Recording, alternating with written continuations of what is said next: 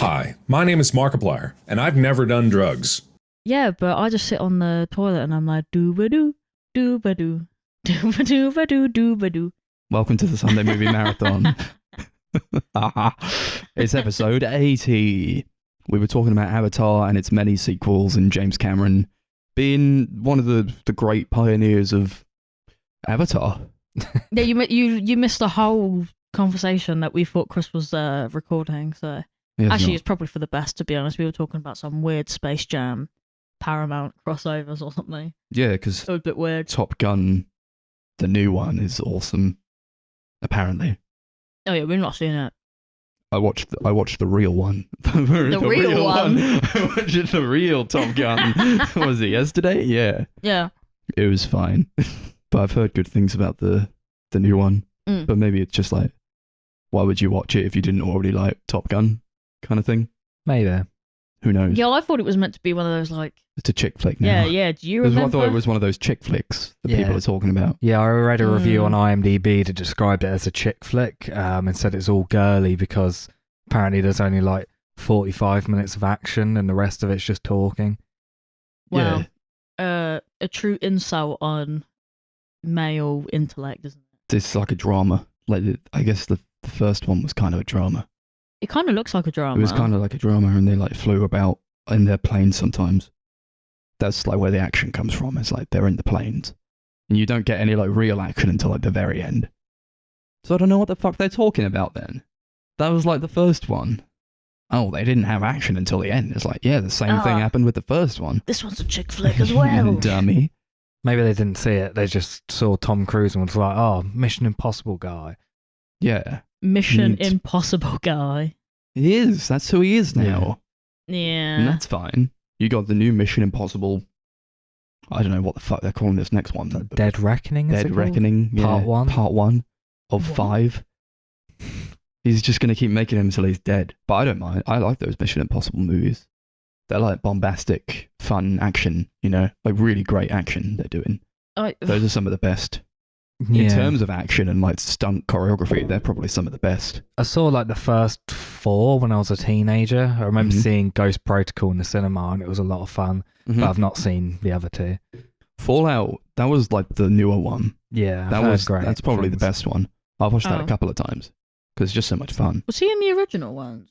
Yeah. Yeah, he was in all of them. No, I was just, Mission Impossible 96. Yeah, I've not seen them. Started off as like a TV show in the 60s and the original film was like a big like adaptation, like reimagining sort of thing.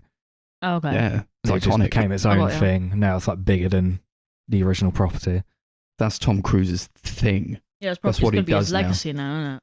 Oh man, this guy, he used to do Magnolia and Eyes Wide Shut. Now look at it, look what he's done. Yeah, he used to be in good movies. And now he's a sellout. He's still in good movies. What do you mean? The Mummy. Yeah, well, yeah. The best movie. No, because he wants to do like I need you cool. to stop that. I think he just wants to run around a lot. Those are a good excuse. That's a just good keeping excuse fit, for innit? him to like get some fitness in there Yeah, I don't blame him and for run that. around a lot. That's fine. I don't mind if they're good movies because they're decent. You know, I feel like I would never watch any of them again apart from Fallout. But I don't mind. I don't mind them. I don't mind him making more of those Top Gun. I know Top Simon Gun movies, Pegg Mission can Impossible movies. Top Gun. And the Top Gun multiverse movie coming out. Sure, why not? Is he in Top Gun? Yeah, he's the main character in Top Gun. He's Top Gun Maverick. He's Maverick. Why are you confused about this? We literally walked in yesterday and saw Max watching it. I forgot it was called Top Gun, and I was like, "What is Top Gun?" Sorry, It's the one where this he's in a happens to me plane. quite a lot. Or he's a fighter pilot. Yeah, no. He's got to win. He's got to be the best pilot. Did you think we were still talking about Avatar? No, what happens is sometimes when we're talking about a film for like a really long time and we switch to another one, I'll forget the name of the first one that we were talking about. So I'll think like Top Gun is like some other like movie altogether, and I'm like, why do I do that? Because I already know what we're talking about. My brain But just Top has... Gun is not the first movie we were talking about. The first movie we were talking about was what, Avatar or something? Oh yeah, no, but forgetting that, we'll talk about like Tom Cruise, but no, this happens all the time. I just have like massive gaps in my memory where like my brain can't put it together, and it's really annoying. Because I know what we're talking about, but I'll forget what we've been talking about. Yeah, Top Gun. Yeah. Top Gun's one of the movies of all time. It's I did watch it for the first time the other day. No, yesterday even. And then you guys came and you were like, "Whoa, Danger Zone," because they play Danger Zone a lot. Play a lot of like. Actually, It's really 80s. yeah. That movie. It's Chris was really saying 80s. So you got like the Danger Zone song and some other song that they play a lot. I've forgotten. So Take My Breath Away. Take my breath away. Take my breath away. Yeah, they play that a lot. It's not fun. It's not fun. Yeah, but it can't be as bad as The Graduate. In terms of playing a song like quite a lot. No, sure. Well, that's got it. Like, it's got its thing on that. Yeah, The Graduate. You go to that if you want songs played over and over again. But Top Gun, if you want like a really sensual homosexual experience where Tom Cruise tries to play it off like he's not gay for his best buddy called Goose, you go to Top Gun. Goose. It's a good movie for that, for like sexual, male sexual tension. Oh, I see. Okay. It's not completely without merit. Well, yeah. It's a fine movie. People would not like it as much. I Man, guess. they're gonna make the Top Gun Maverick movie. I don't want to see that. Well, to be fair, that's exactly the first thing I said when I actually saw the advert for it. To be honest. I've seen it like 20 times. That advert now. Yeah, we go to cinema too much. Yeah. I mean That is that true. trailer came out in 2019. Yeah, Did it? I swear to God, it did. It was like it's been playing for ages. Oh, is I it? swear to God. Is it one of those films that Well, I got mixed pushed up back, or with what? COVID, Yeah. and then Yeah. they just kept playing the trailer. Yeah, well, even before COVID, it had already been delayed quite a lot for loads of different reasons. Like, I think the original director of Top Gun was meant to be making it himself, and then he died, and then it was like in Oh. development hell trying to find a new director. Then they found a new director, and there was loads of problems filming. Then I think it was meant to come out in 2019. They were like, "Oh no, we're going to push it back to 2020 so we can finish it off." Obviously, COVID happened. It got moved to 21, and now 22, and it's finally coming out. And no one cares about it anymore. Fair That's enough. fine. I'm sure it's going to be a big hit still. Yeah, no yeah, doubt. Probably. I mean, it's an 80s nostalgia cash grab. So, Yeah, Yeah. cash in, boys. people love those. So Yeah, like it'll I'm do pretty literally well, I looking think. down right now at a magazine with a massive dinosaur on it, so that's clearly like Jurassic World. Yeah, Yeah. the Jurassic How World. certain certain that's are like the we? final one. That's like big nostalgia Mm-hmm. baiting thing. Let's look for some baiting. Yeah. It's Check my magazine. Dynamite. Yeah, it's Dynamite. As everybody loves those dinos. Yeah. I think that'll probably do fine. Well, yeah, Probably.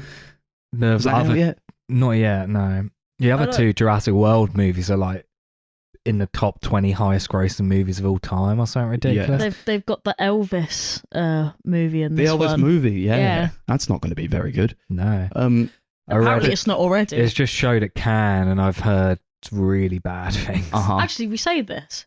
We've heard really bad things from people who've actually seen it, but everyone at Cannes was like, "This is the best movie ever." Yeah, Had it like got a like a- 12-minute Yeah, standing standing ovation because I don't know. People love Elvis.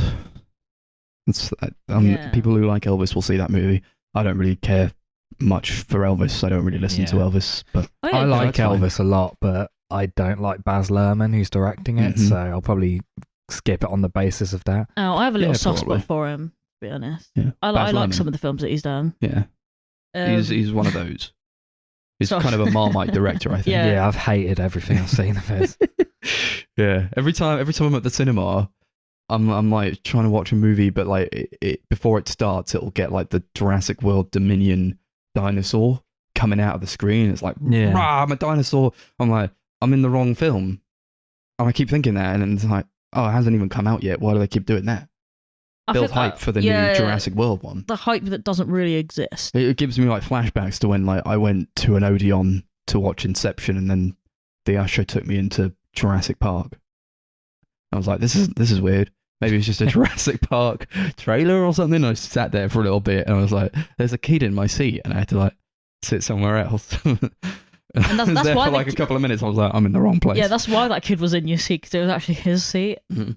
Mm. I don't know why they need people to like bring you to your seats in cinemas. You I just I don't find think they them. do that anymore. I've No. never had that happen to me before. No, Yeah, they it's weird. used to do it when I first started going to that Odeon. Then they stopped doing it. I think with COVID, with the socially distanced thing, they brought it back in. What, is that the one at Port Solent? Yeah, That's weird. Why would you do I that? don't think they do it anymore. But I've not been in a long time, so I couldn't say. No, I mean, it's a bit out of the way for me, a little bit. I went like all the time in like COVID because I could just cycle there. Yeah. But then it was like really hard. I was just like sweating and like I had to change clothes, like an entire outfit when I got there. And I watched like most of the Harry Potter movies there. That was a fun time. Yeah, it's like an hour walk for us, but if it's like a shitty day, you don't really want to do that long walk. Mm-hmm. Yeah, we've done it a couple of times, but yeah, it has to be quite nice because it's just...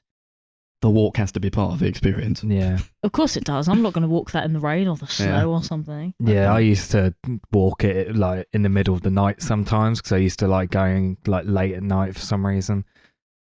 Yes. Awesome. There's something like I found the like walk back really relaxing where it's like Yeah. completely silent, like all the roads are clear. Like I remember I went to like a 10 p.m. screening of it like towards the end of that life cycle just because I wanted to see it. I think I went to the midnight screening of The Last Jedi and walked home as well. So it was at 3 a.m. or something. Yeah, fuck. That could be alright. That could be nice. Yeah. I guess it just depends where you live. Sometimes it's like scary as hell, but I guess if you have no fear, then that's fine. Yeah. I don't know. We live in like the big city, so I'm never like scared walking home though because I know the place so well. I feel that as well, but I also came from Luton, so it's kind of... Where we are not. You grew up on the streets, you know? Darcy's a streets type Pretty of gal. much. Just streets are her home. She's always been a streets person. Anyway, talking about streets, we watched some streets type movies. we came from the streets to go inside and watch some movies. And those movies are Network and Picnic at Hanging Rock. Again? What? And Tomboy. Yeah. Another classic free-for-all. Yeah. It truly was free for me because I didn't have to pay anything. And I don't think any of us paid anything. No. No. It was a real free for all this time. Because it was free for all of it. Take it away. And they were all completely different movies. Mm-hmm. Yeah, so Indeed. I picked the 1976 film Network, directed by Sidney Lumet. The film is about a anchorman called Howard Bill who, because of his age, is basically forced to retire by his network. Because of this, he kind of snaps on air and he announces he's going to kill himself during his farewell broadcast.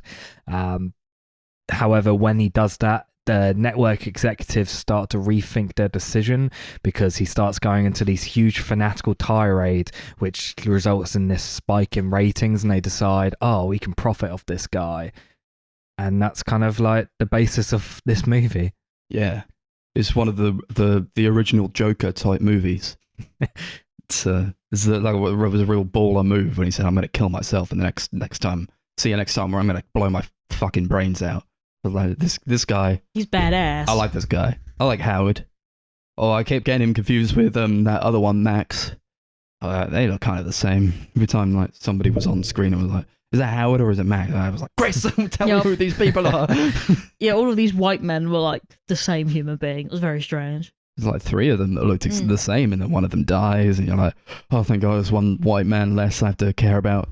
That guy who died, did we ever like see him? Oh, Do we see him like just alive? Or... Yeah, did we ever see him on the screen? I think he's in there for a couple of minutes. Oh, right. Yeah. Yeah, he's in like a couple of scenes where he has a scene with Max where he basically fires him, has a go at him for like Doing like what he going says, behind It's his my back. TV, you can't do this. And he's like, I don't care anymore. I'm a renegade. I'm a Top Gun Maverick. And yeah, I like this movie a lot. I think it was pretty interesting. I have not watched many Sidney Lumet movies. Lumet, or is it like Duvet? I think it's like that. So Lumet. Sidney Duvet I think movies. it's like a French name. Yeah. I Some people watched do say duvet though. 12 Angry Men the other day. That was awesome. Yeah, it's a great movie. That was one of the top movies people regard as one of the best. I think this is as well. Is one of the top movies that people love. I didn't love it, I'll be honest, but I do understand like where it's coming from a satirical point of view, and it's pointing out like lots of like tropes and standards with television as we're seeing it like even today as well. It is very emblematic of like especially American like news broadcasting, where everything needs to be very dramatic, and like the news itself has to be a form of entertainment. But I don't think we get that really here in the UK. It's more like it's very dramatized over in America, whereas here it's just like, here's what's happening, and they're like, everything is terrible. Yeah, I think here it's like more fear mongering than anything. I think the news is kind of like here's basically it's still something where they show like violence and how shocking the world is, but it almost feels like it's a way of like terrifying the audiences into like watching it because they're like, oh my god, the world's so terrifying, I need to find out what's going to happen to me and stuff. I don't know. So it's kind of like sensationalist in a completely different way. Yeah, that gives me like the opposite effect though. Like the second someone starts, because it's one of those things now. Like the news has just become like the depression machine. Like every day there's something like there's never any good news. So I just don't watch the news, and I think maybe everyone should just. Yeah. I never see any good news on the news, hence why I don't watch it. Because you're not watching it. Well, not anymore, but I don't. I mean, when you see things like articles and stuff, like sometimes you'll see like some really nice ones, but they don't tend to televise things that are good. Yeah, it's not like a ballot. It's not like a 50-50 balance in that way. It is mostly bad. Like, what's Boris been up to now? Well, we knew that. Well, to be fair, it's new. It's the new news. Everyone's like, oh, he did these things. Saying that though, yeah, I don't necessarily think that when they're talking about that kind of thing, it's ever really bad. It's more like, oh, here we go again. Like, I don't think anyone's really surprised by things that happen in the news. I don't know whether that's a British thing or whether, like, around the world, people are just kind of like, oh, here we go again. I don't know. We're very desensitized to the news, I think. Well, that's a big part of this movie is like desensitization and what people will put up with on the news and what people will tune into. They want to be shocked. They want to be surprised. And once they're not getting that hit anymore, like the ratings drop off. And there's a big thing in this movie, I think, where like they're not trying to tell the news, they're trying to boost ratings. Yeah, of course. Like they're very heartless in the way they basically use fragile people and benefit of them. Like the whole character of Howard Beale is this character who's like at the lowest he could possibly get. He's on this huge like mental breakdown. He's like completely snapped, and he's going on these huge political tirades and saying about how everything's kind of out to get him and how, you know, the world has gone to shit and we need to stand up and fight back. And kind of the news executives are profiting off that. They're kind of seeing that and going like, oh, we can use that to our benefits because people are going to tune in, and other people who think the same way as him, they're going to agree with him, and it's going to be this whole big thing. And I think you definitely get that in America still, with like there's loads of big like news presenters and stuff, and like presenters on TV who are very controversial and have these like bad takes and stuff, and kind of have these like very political tirades where, you know, you watch it and you kind of question their sanity. Well, yeah, there's like so many that can come to mind, but that's kind of how, I don't know, that's how people like that kind of stay relevant though, like, because you hate them, but some people, like, I swear people either hate watch them, or you get like the extremists that are like, oh yeah, they definitely make so much sense. Like when is it Tommy Robinson? Everyone in the like British defense sort of really liked him because they thought he was speaking the truth, and he was just a massive racist, but everyone loved him basically. Sorry. Although I know we're probably thinking more along the lines of like Piers Morgan and Joe Rogan. Yeah. Like these types of personalities. Yeah. I thought it's quite a tragic character of Howard, where he just introduces, like, your introduction to him is that he wants to kill himself. And then everyone's like, that was stupid of you to do, Howard, you fucking dummy. And then, and then they're like, we're going to give him his own TV show. And you just watch him like go insane because he's like, he wants to do the TV show, but like they're all enabling him to do it. And it's like, didn't this guy want to kill himself like 2 seconds ago? And it's like like you watch the dehumanization of these people and how the industry turns people into robots and they lose their humanity and they stop helping people. Yeah, exactly. It feels very media-esque, to be honest. Yeah, like you got this character, Diane, who's like she's like the head of programming at this network, and she's basically like directing the Howard Beale show. Like she's like the head of it and is kind of deciding what's going to be done next. And the whole point of her character is she's someone who cares about her work and nothing else. She's kind of like, she doesn't really have any feelings for anyone. She doesn't really show any emotion at all. There's like a scene where she's on a date with the character Max, and she kind of says that she's inept at everything but work. She gets together with Max, and like the only thing she talks about is her work. Like there's this really funny scene where she's like stripping down, they're about to have sex, and she's just like talking about work, like not. Yeah, they're talking about like stocks and shares while they're having sex. It goes on for about 2 seconds and then they stop. Yeah, getting horny about the news. It's interesting seeing this character who's like just so consumed by what she does, and doesn't really talk about anything else at all. Doesn't really have much else to her personality, if anything. You see Max fall for her, and it's like he already knew that like she didn't really love him, but he's like, I love her, babe, because like he leaves his wife for her technically, and like he's been cheating on his wife. And it's like, does she love you back? And he's like, I don't know if she's even capable of doing that, but I'm gonna try my luck anyway. And then like at the end, he's like, he has to leave her because she is so cold and unfeeling, and she doesn't like give him any love really. And he's like, it was like a great fucking quote really, where she says, he says, I just want you to love me. And she says, I don't know how to do that. And it's like, yeah, but you kind of knew that she didn't as well, right? Yeah. Yeah. He literally went out knowing this, but then was surprised by that. Here's what happens when you get consumed by the industry and by corporations and capitalism, and it's all about making profits and profit margins and all this. He says, there's nothing left in you that I can live with. If I live with you, I'll be destroyed. You are television incarnate. I was like, fucking hell, what a way to be broken up with. You think about that for the rest of your life. Yeah, I think the whole thing of that relationship is he kind of looks at her and maybe like sees himself in a way, how he was when he first got into television, how, the world was super exciting to him and how he wanted to pioneer and push the boat out. And now he's kind of like, she's trying to do that. He's kind of like been forgotten now, what he wants to do and how he wants to push the boat out. It's like, it's kind of like long past, like he's not doing anything new or anything like that. And I think he kind of sees her basically doing what he did. And I think that's probably where the attraction comes from. He like basically sees himself there. Well, I guess it's like the glory days, isn't it? Especially he kind of wants to relive that through her. Yeah, and he's chatting shit about this book that he was going to write, and he's all like, oh, everyone else who's retired at my age is writing this book about the glory days. What the fuck are the glory days of television anyway? Yeah, it's sad. It's like an ultimately very sad movie. That you watch the characters have to overcome their consumption from the big TV, from Big Brother, the TV show Big Brother. Yeah, there's like a really great scene. It's one of my favorites in the movie. Is when he like tells his wife that he's having an affair.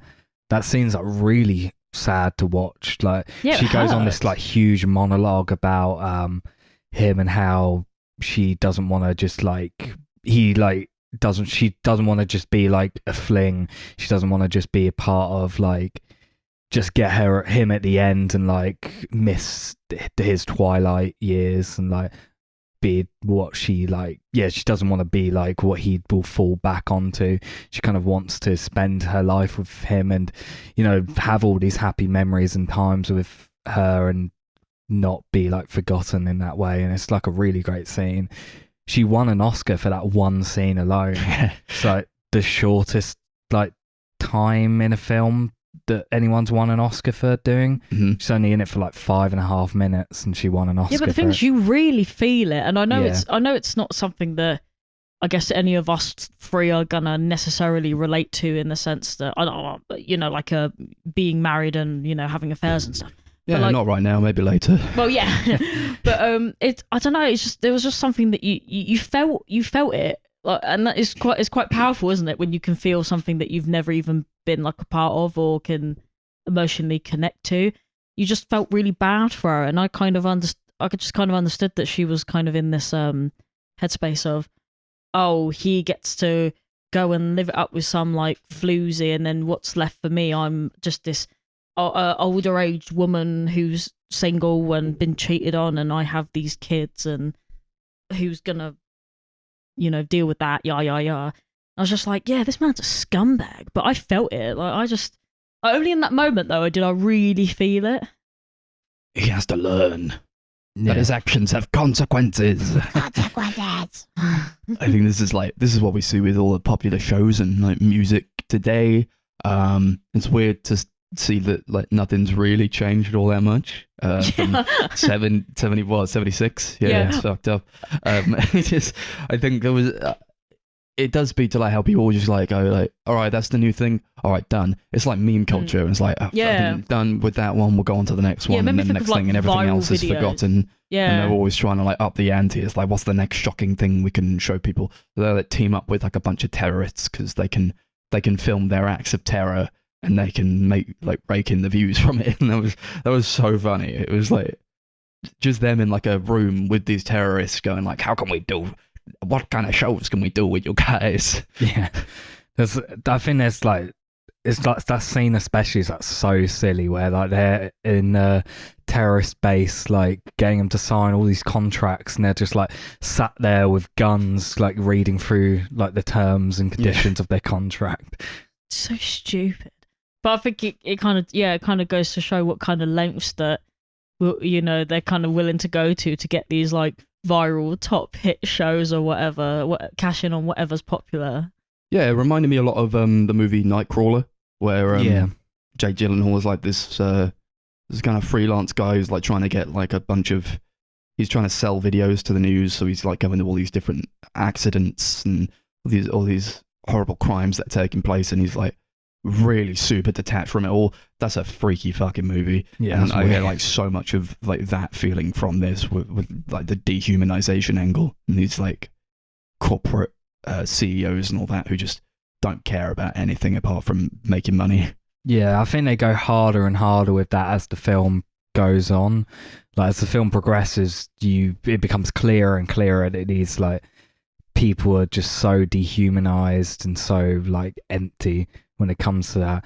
Like the ending of the movie, obviously Howard Beale, like their big boss, like the owner of the network, basically tells him you need to like basically be saying why the network is so great and basically showing off our political stance, and because of that people stop watching it, and he refuses to let the show end. So like all the other executives like basically hire a terrorist to murder him on air.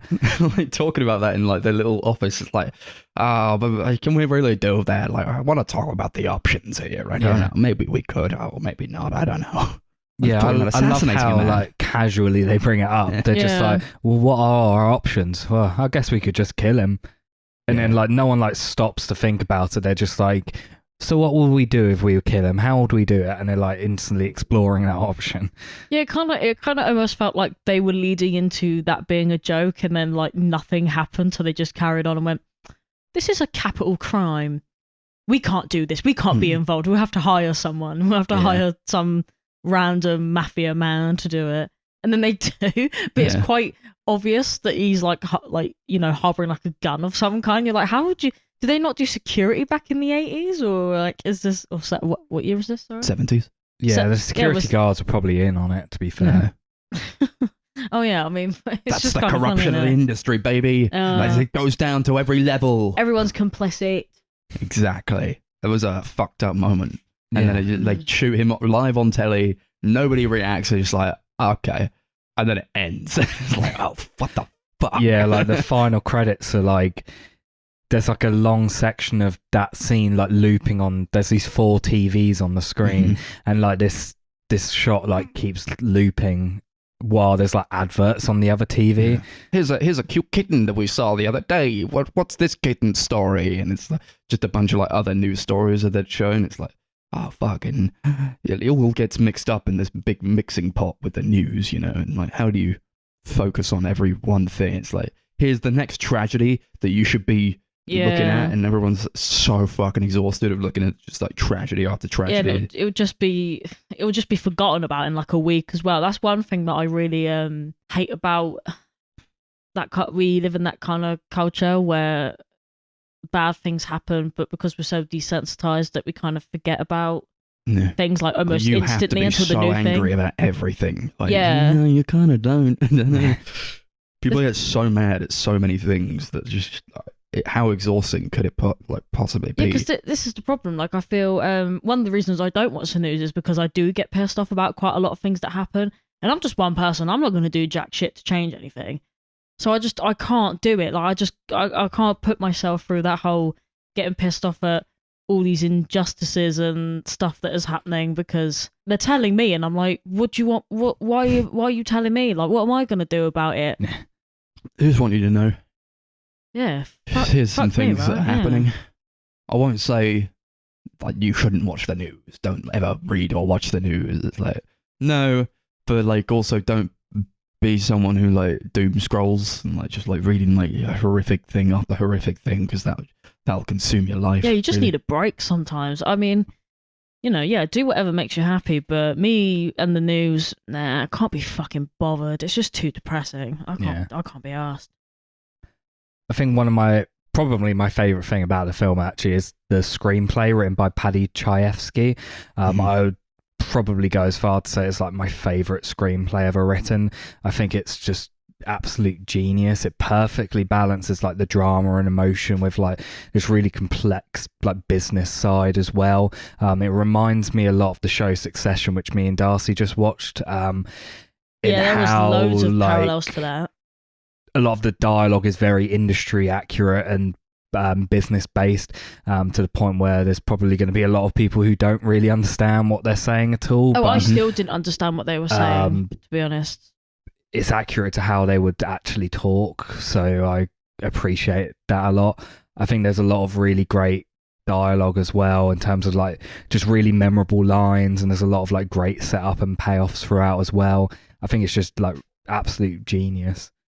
It's a great script. I think I was like the parts where I was not as enthused by was probably the parts where they were being more technical with the language they were using, and I was like, I don't really understand what these people are saying. I don't have a degree in like television, you know. I don't know. I just couldn't really relate to a lot of what they were saying. So it's like maybe I would have to watch it a few more times, which I wouldn't be opposed to doing. It's a really good film, but like this time around, I don't know. It's just like some things got lost in translation. Yeah, I'd say it definitely gets easier to understand. I think it just generally gets better every time you watch it. Yeah, I think you'd love Succession then, because everyone just talks in business jargon like constantly. No, you're right. It's not as bad though, I don't think, because they kind of no, it's a lot more simplistic. Yeah, they kind of dumb it down for you a little bit, because there's like characters in it that are a bit more.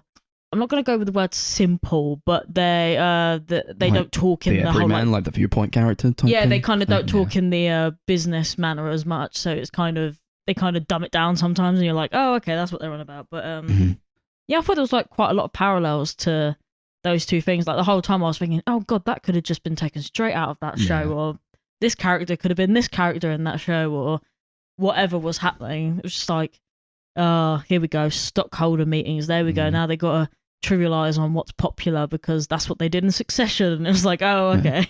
The writer Aaron Sorkin has claimed this film to be a huge inspiration on his own writing. And I can really see that in stuff like Social Network and stuff like that. What, the Facebook movie? Yeah, the Facebook movie. Yeah, the Facebook Mark movie. Yeah. I don't hate that movie, but I don't particularly enjoy it either. It's I don't know. It's one of those movies I just think, oh, Jesus Christ. Anytime that I've watched it, it's a lot. And I think all of these business films are quite a lot, because sometimes they can be a bit hit or miss. It's like, I genuinely. First and foremost, you should be making an entertaining movie, but if it's just like notes after notes after like just but boring business jargon, it gets a little hard to latch onto. But I didn't feel that here as much as No. other movies have done. I don't know. There were just a couple of sentences here and there where I thought, what are you even talking about? Yeah, I think something that Sidney Lumet, at least from what I've seen of his films, did really, really well was take these like incredibly wordy, dialogue-heavy scripts and make them entertaining to watch, like make it feel very fast-paced and tense at points. Like 12 Angry Men does that. That's a film just set in one room with characters talking, but it's so tense and fast-paced, and it's never for a second boring. And I find that with this as well. Like visually, I wouldn't say there's anything like super extravagant or experimental happening, but like it all works together. It all works. Yeah, in it just tandem. works really well. It feels kind of real as well. It does, yeah. You know? You got like the beige kind of office spaces, like the kind of beige clothes they're wearing. I actually quite like the look of the movie. There was quite a lot of pale colours, I think, were being used there. The sets and the costumes, and they were kind of working in tandem with the film grain. There's not much like solid colour that's going around here, but I quite like that. It's like losing touch with like reality in a bit. It's kind of well, like going away from that. everything becomes like bleh. Yeah, when it comes to the lighting, he intentionally shot like a lot of the earlier sections in the movie with like just natural lighting and just with as little light as possible. And then as the film progressed, he intentionally added more light and more camera moves to kind of make it look slick, because like the idea was to visually convey the idea of media manipulation. Yeah, although like really well done camera movements. It's just like a like swooping around, like following characters. I think the camera often just like followed characters, so you were like really put into like how they were feeling and like what they were experiencing. And I like that a lot about the movie. Yeah, I felt like it's very character based. Yeah, you kind of feel like you were there almost as well. That's kind of one thing that, you know, when you're watching a movie about these kind of things, you kind of feel like you're in that office just like watching them talk about all these horrible things. I think that they're gonna do. The fact that all the music is completely diegetic helps as well. Pretty much the only music you hear in the film is from like commercials and TV show themes. I didn't even notice that, because obviously, like a lot of times when you're hearing music in a film, it kind of takes you out of it a little bit, because you know that you don't have music on like when you're just sitting in a room or something. Yeah, if that makes sense. I've got to say my favourite scene was probably where he goes into this huge room and there's just this really long table. Yeah, and there's that guy who like stands at the top of the table. He's sat at the foot of the table. There's like loads of like those green lamps that line the table. Everything's like really dark, but it's just like the light coming from these lamps. It's like fucking hell. One guy at either end, and it's like this one guy just starts yelling, telling Howard like, "You have meddled with the primal forces of nature." And it's just it's really funny. It's a great use of the set. It was kind of like the revelation in Eyes Wide Shut. That kind of level to it. It was like talking about how there is no America, there is no democracy, there is only AT&T, Exxon, and all this shit. He's like, America is a business, and that's like a big part of the movie, I think. Yeah, I love the way America he says isn't a country, it's a business. The world is business. It's I'd true, agree. though, I think that's the best bit of the whole film. It is. And the way he says it is just... The first time I watched the film, I was like, fucking hell, as soon as it ended. It's crazy. It is. It's a really great scene. I love it. That was Ned Beatty also was nominated for an Oscar for that scene. He's in it for only like 5 minutes or so. Mm-hmm. I hate the fact, a really good job. I really genuinely hate the fact that for like after that scene was happening, I was kind of just thinking about how like not just like you know, they're talking like America's a business. I was thinking about how like everything is a business, like everything. So he says the world is business. Yeah, like I was thinking about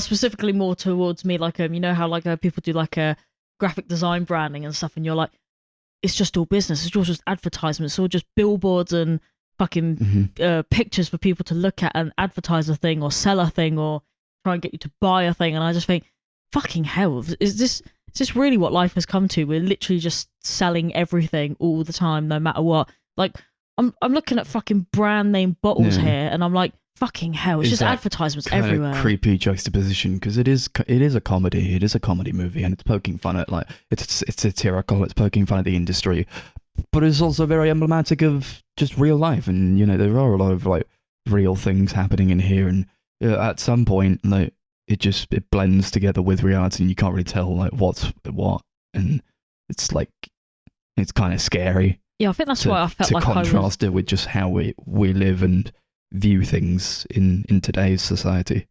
I think that's why I don't know. It's kind of why it felt real, Mhm. because that could have just been a network somewhere, like genuinely, and I wouldn't have like even batted an eyelid, if that makes sense. Like, it could have been a documentary or something. I would have just rolled with it.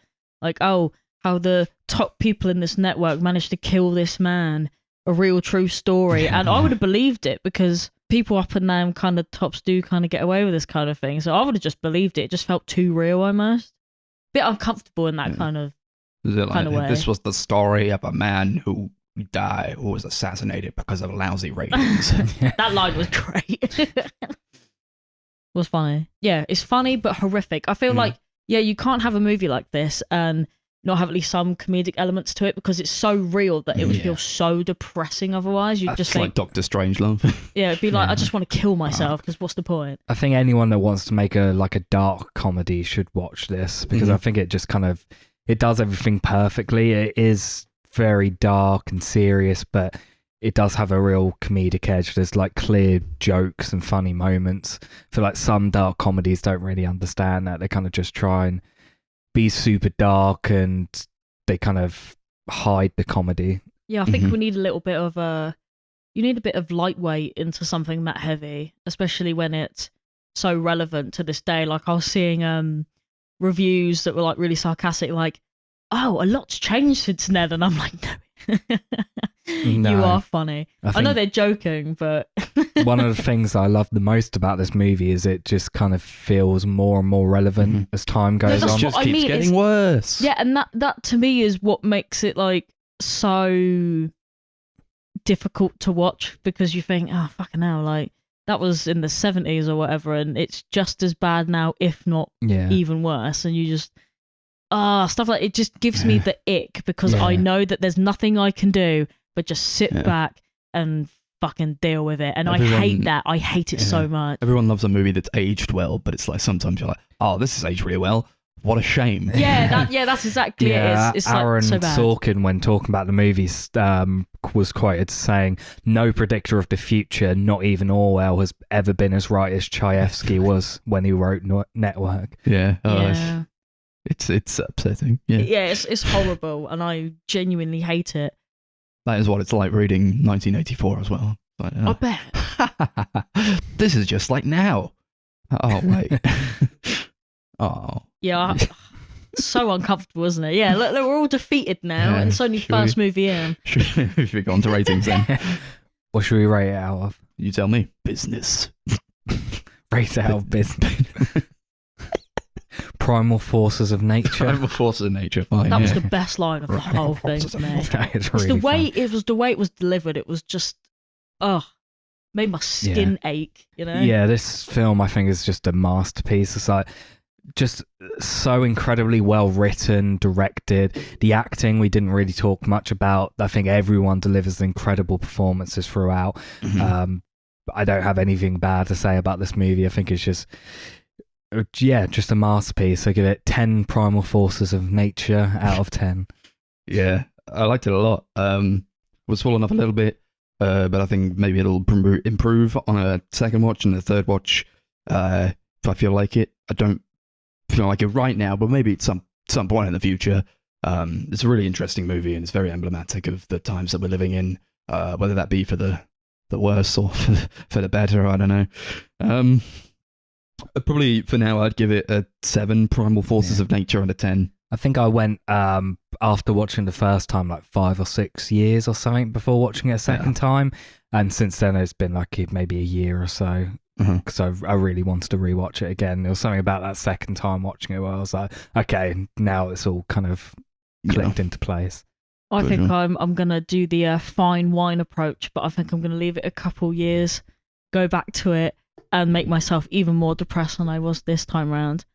I have just seen some news that is just so like Torytarian or whatever. I can't say that. Authoritarian. Yeah, that I'm gonna read out in a second. But I'll probably watch this again. But yeah, I'm gonna give it a while before I do. On the basis that I don't want to be this depressed so quickly. 7 businesses out of 10.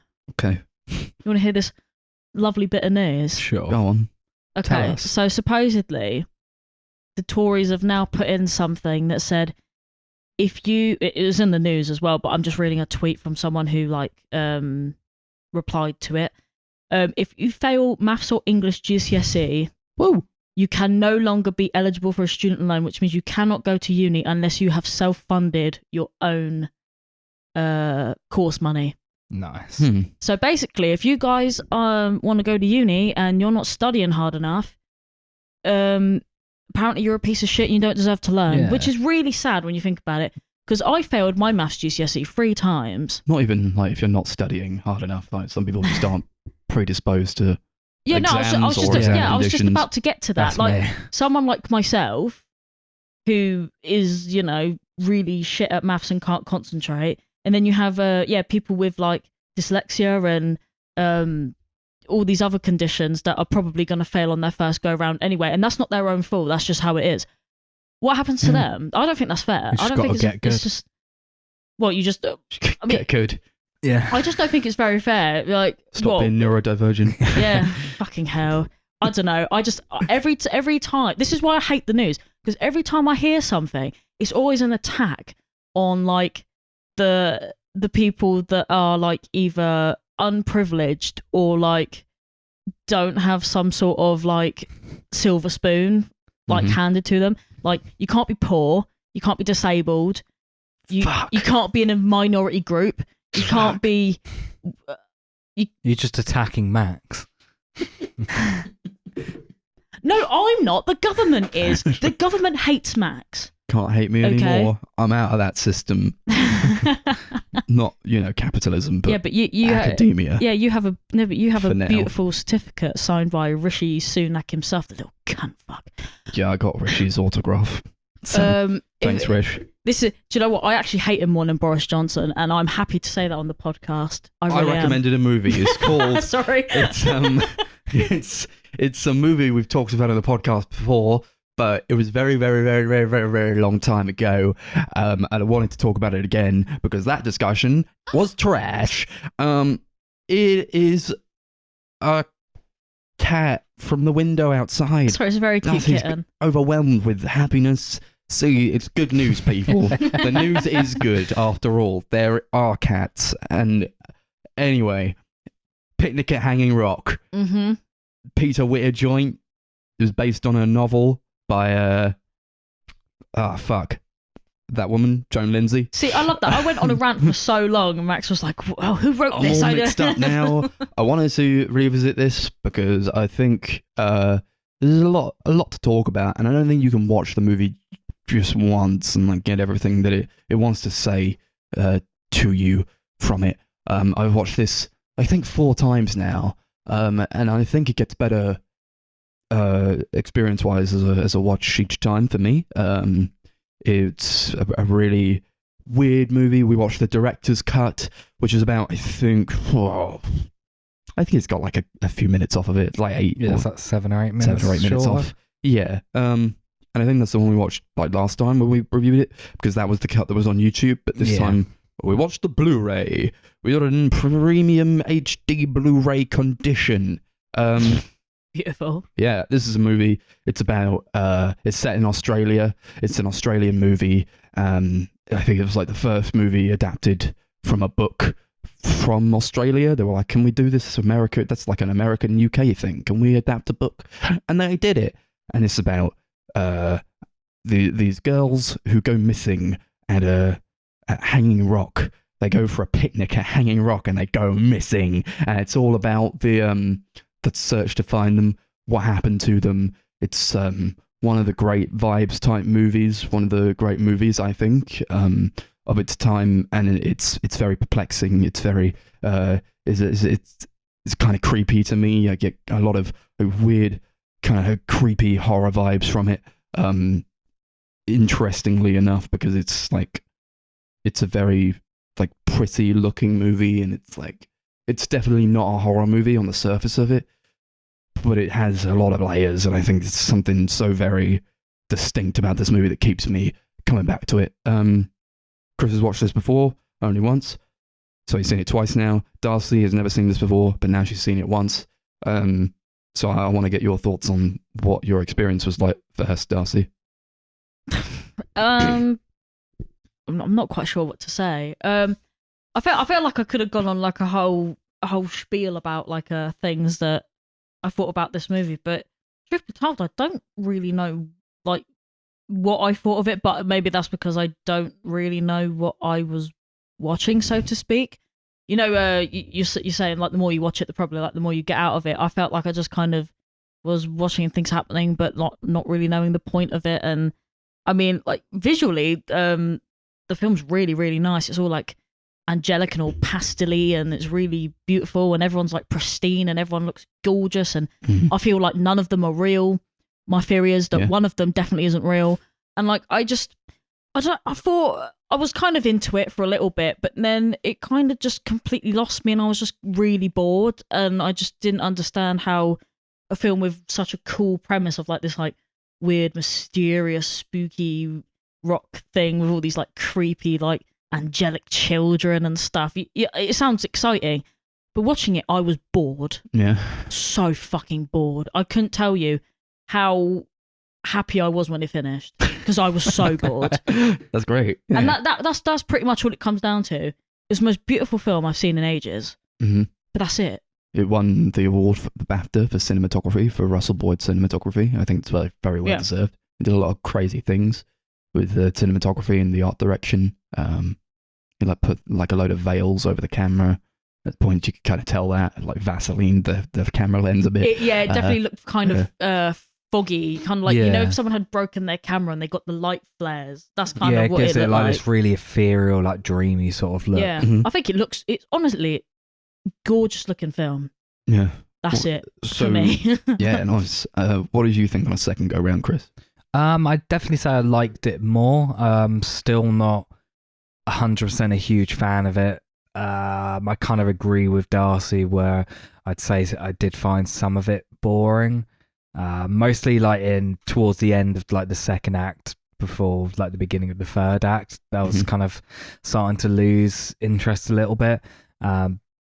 But definitely less so than the first time I watched it. I remember the first time I watched it, I really struggled to pay attention. I just was not really vibing with it. I was like, more like I appreciated what they were going for and, you know, the technical craft of it than what they were actually going for.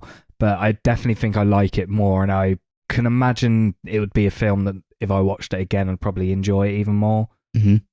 Yeah, you just need to watch it, 4 times like I am, and then you'll think it's a masterpiece. But I okay, so I'm a little bit behind on the whole, because I haven't listened to the original episode.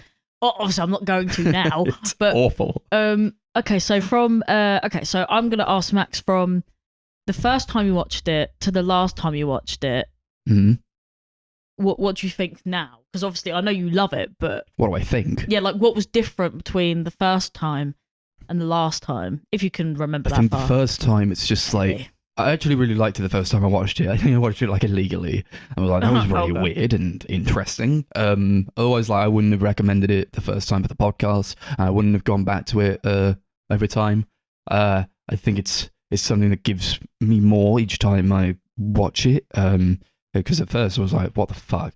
And like, I got like nothing out of like the themes or like what it was kind of going for thematically, like what's going on, what's happened, where are they, what happened to them.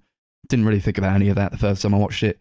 And now I'm trying to connect dots and like work out like theories and like what's going on here. I think in terms of like what happened to the girls,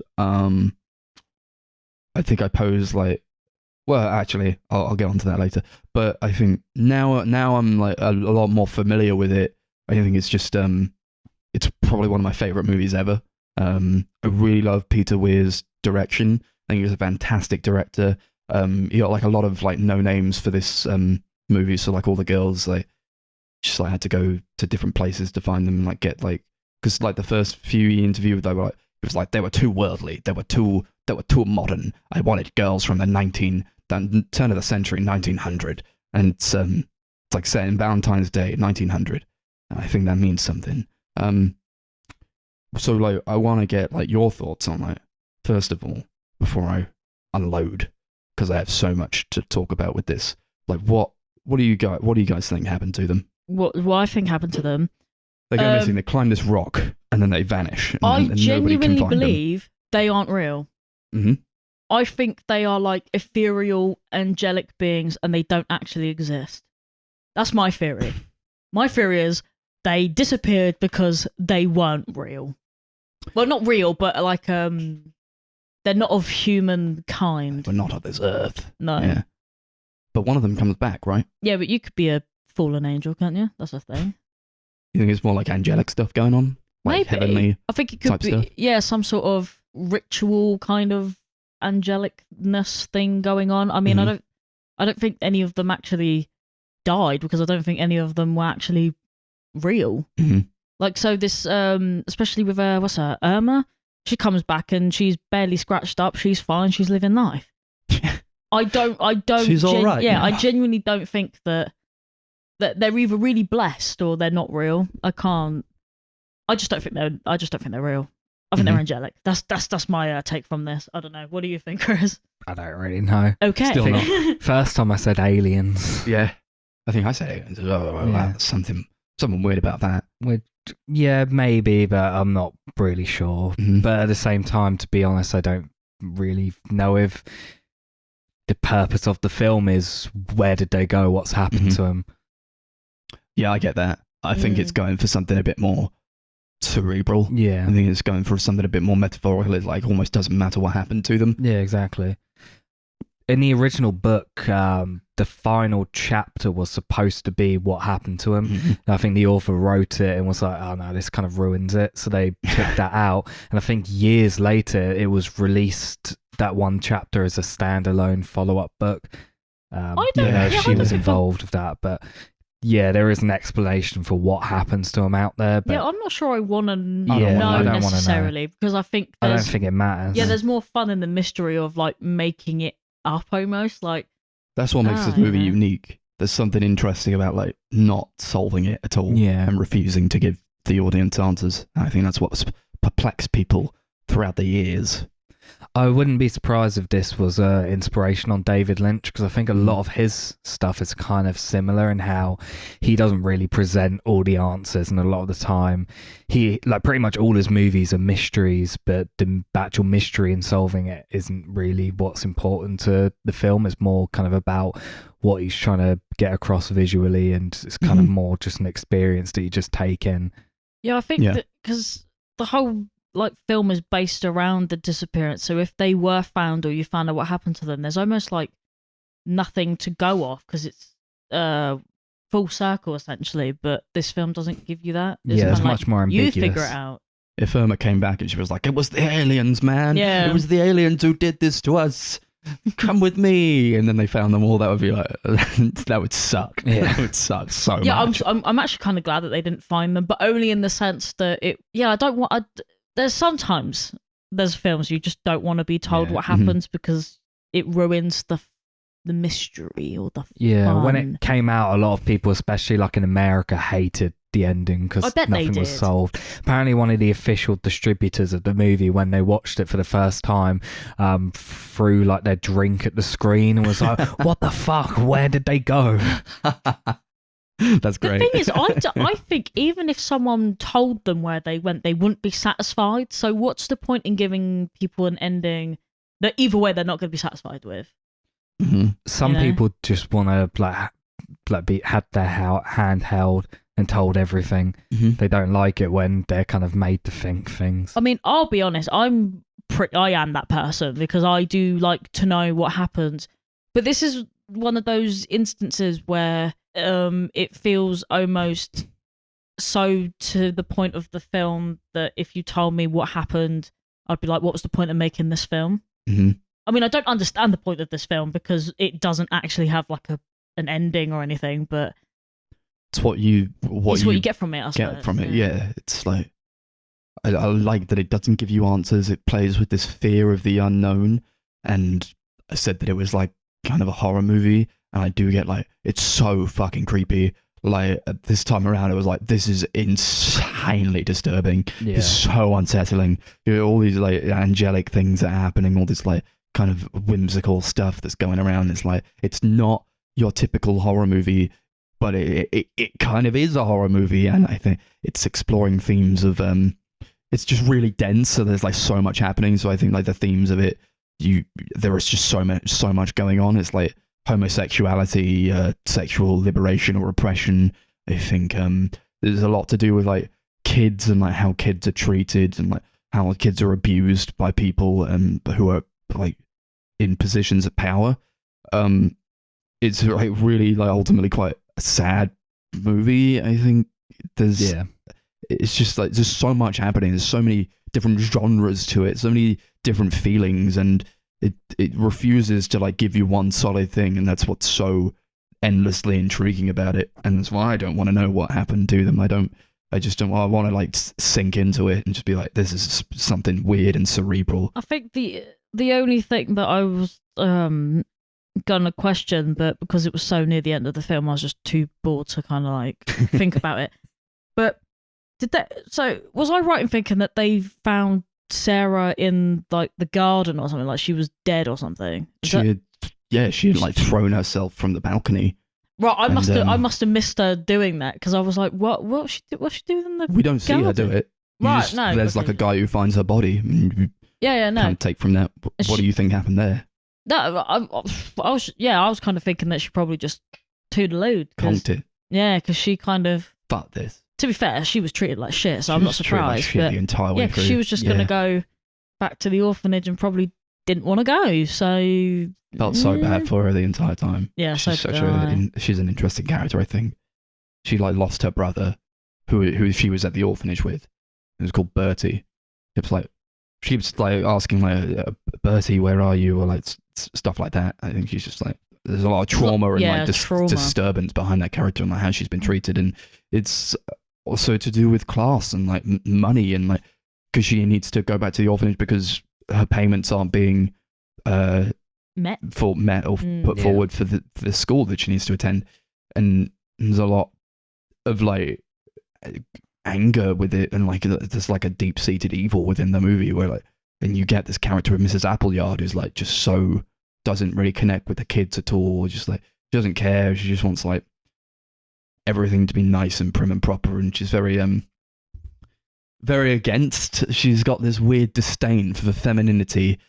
And like she like keeps commenting on like, oh, is that rouge in your cheek, Miss so and so? And she's like, yeah, I found it becoming. And then like she was talking at the end about how her husband and her went to Bournemouth every year or something, and like he was very dependable, and that's what she admired with the other teacher, Miss McCraw, who went missing as well. She was like, yeah, she was so masculine, and like I just admired her so much. And Mrs. Appleyard's name was like Arthur, Arthur Appleyard. They say at the end that she threw herself from Hanging Rock. I was like, this is something's going on here. It's like there's like a repression going on. There's some sexism here. Yeah, I find that character really, really interesting, especially like towards the end when she's obviously has to tell Sarah that because she's no longer paying the fees, they have to throw her to the orphanage. And you can throw her to the orphanage. We're gonna throw you back. And you can tell like she's really like, it really hurts her that she has to do that. It's like the first time you really get the sense that she actually cares about the kids, and it's like really breaking her up, the fact that she's like having to do this. Yeah, because there was probably a reason that she took her in the first place. She was paying. Well, yeah, but she wasn't paying, so she obviously cared about her to some degree. Maybe she cared about all of them at some point. I don't know. Maybe, yeah. There's some sort of like loss that goes with it. There was the point where Sarah dies, and then it like cuts to a shot of like Mrs. Appleyard just sat in her room, her office, just like staring off into the distance. It's like she's being told she's wearing like black and like funeral clothes. Gear, yeah. I think the first time we talked about this, I was like, she pushed her. I don't think that now. No. I think that it's just like that's was something hard that she had to do to like had to tell Sarah to leave, and it's like a death, and it's like there's just so little like love left in her heart now. Maybe she knew that's what Sarah would do because she was just going to go back to this orphanage. She didn't want to go. Maybe she knew deep down that Sarah was going to go. Well, there's a weird See you magic later. throughout the movie, I think. There's like a magical element to it.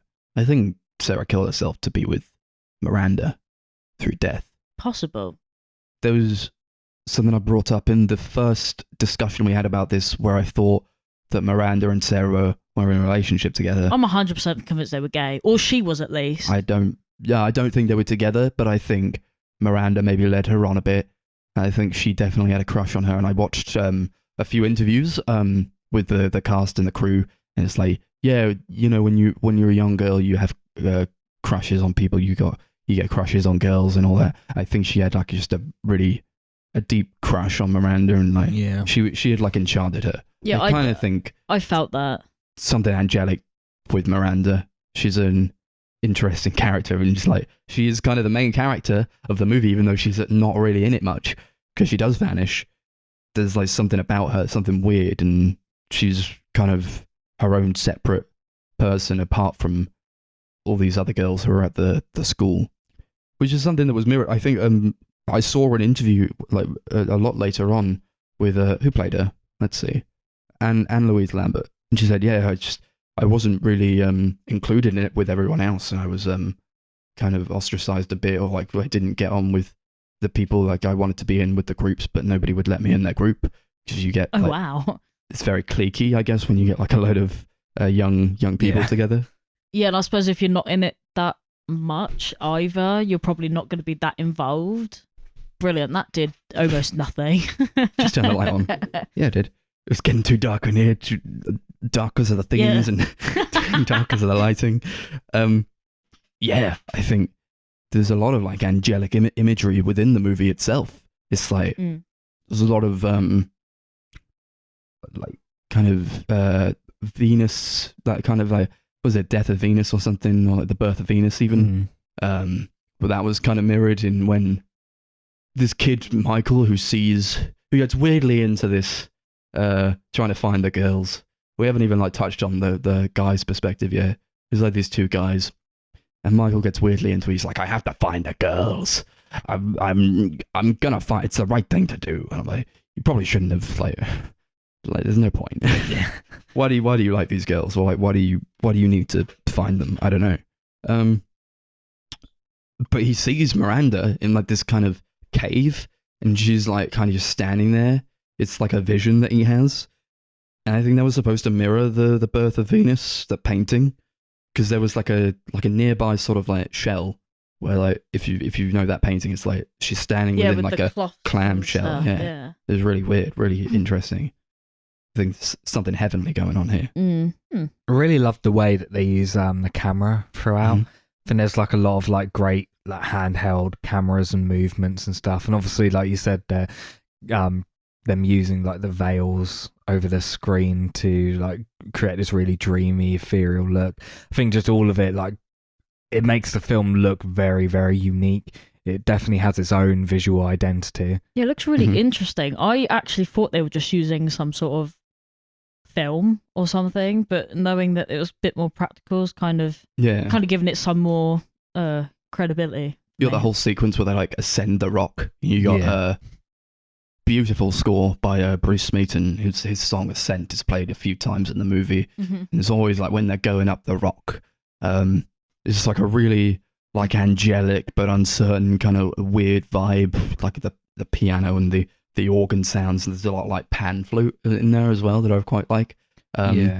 Yeah, they used like a couple of, there's like 2 pieces of traditional Romanian panpipe music, which they use a few times. Yeah, which like, has this really like dreamy, spacious sound. Yeah, they don't even like reference it. On the subtitles, it just says pan music. And it's like, okay. Yeah, whereas like there's a few classical pieces by like Tchaikovsky, Bach and Mozart, and every time they're used, it says who did it. Yeah. Same as Beethoven was one of them. Yeah, it was like the British national anthem. I was like, that's an interesting take, but okay. Yeah. I love the music. I wanted to get like the vinyl. I want it to be like more readily available on like streaming services, but it's not. You had to like, if you want to listen to the music, you got to go onto like YouTube, I think.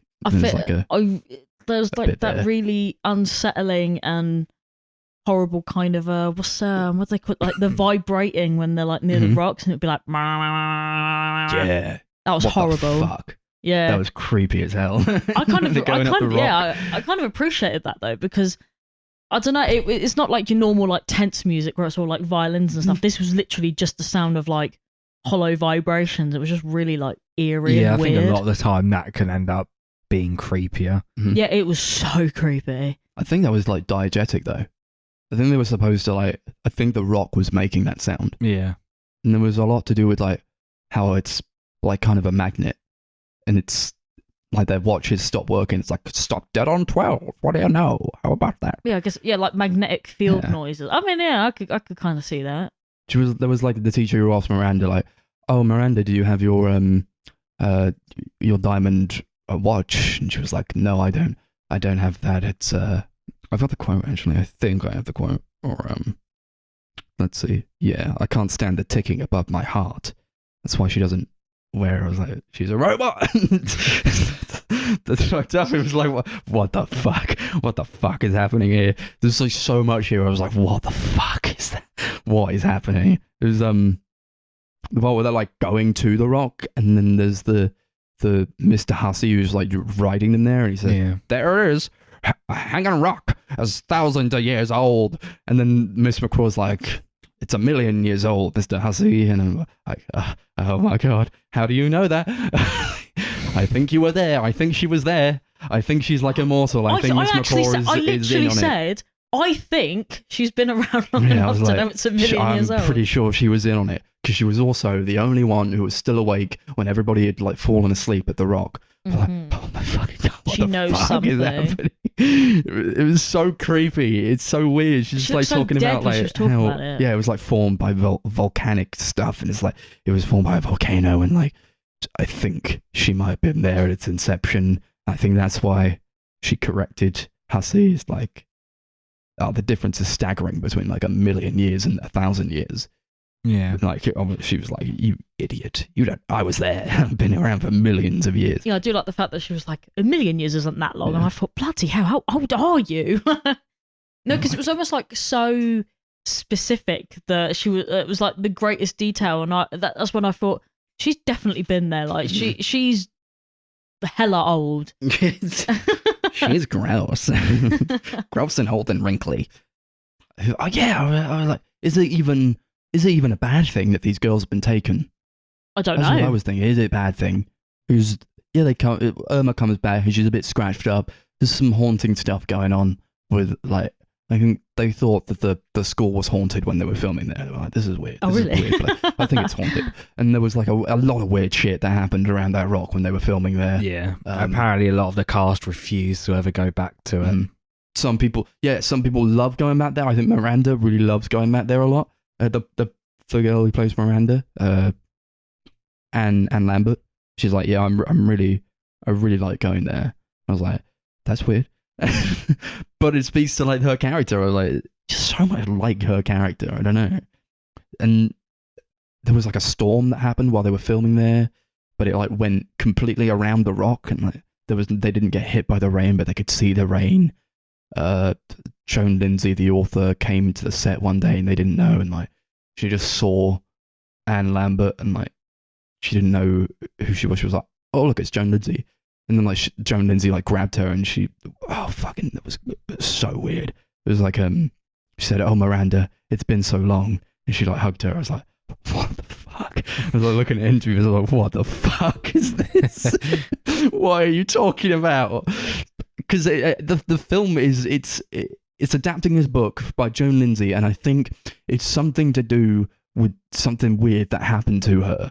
Something must have happened to you. Can't like write this shit and be like completely fine, or like have nothing traumatic has ever happened to you. I just think she's trying to convey something here, and she said the book came to her so easily. She would like go to sleep, have a dream, and then she knew what the next chapter would be, and it was just really easy to write.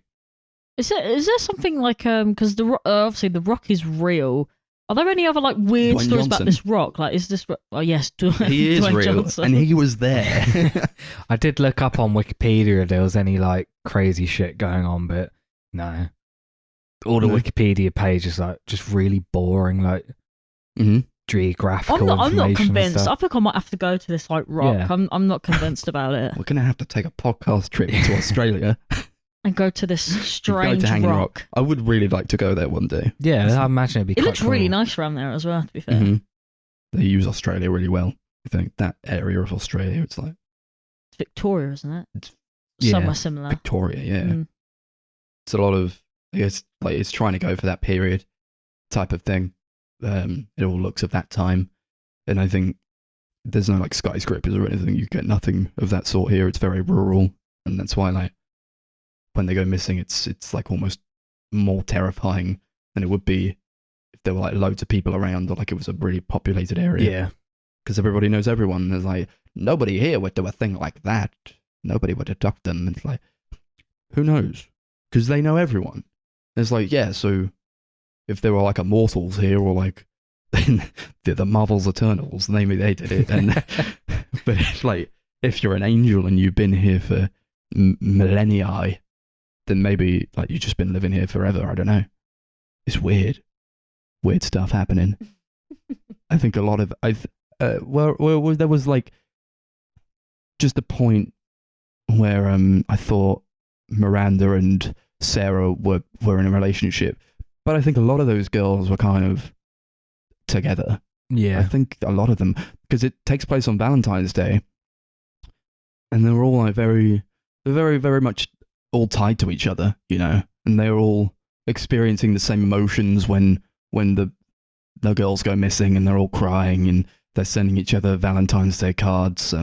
There was a "Meet Me, Love" when the day is ending, and "I love thee," and like a poem letter to these different girls. And I think there's a lot to do with like probably like the homosexual relationships with these girls that's going on. I think one of the interviews that Peter Weir said, he was like, oh, and if it was just like Miranda and Sarah together and they were lesbians, that would be boring. Like, Yeah. yeah, maybe it would be boring. Like, honestly, it's like much more interesting to have this angle where like Sarah was kind of pining after Miranda, who is this kind of angelic figure. Yeah, no, I agree with that. I think that's much more interesting. Loads more to say. I'm sorry. I got so many fucking notes on here, so I was like typing like a demon around here. He was like writing a really novella crazy. over there. Yeah, I think one thing we brought up on the first time around was like there were a couple of characters who were just dubbed over.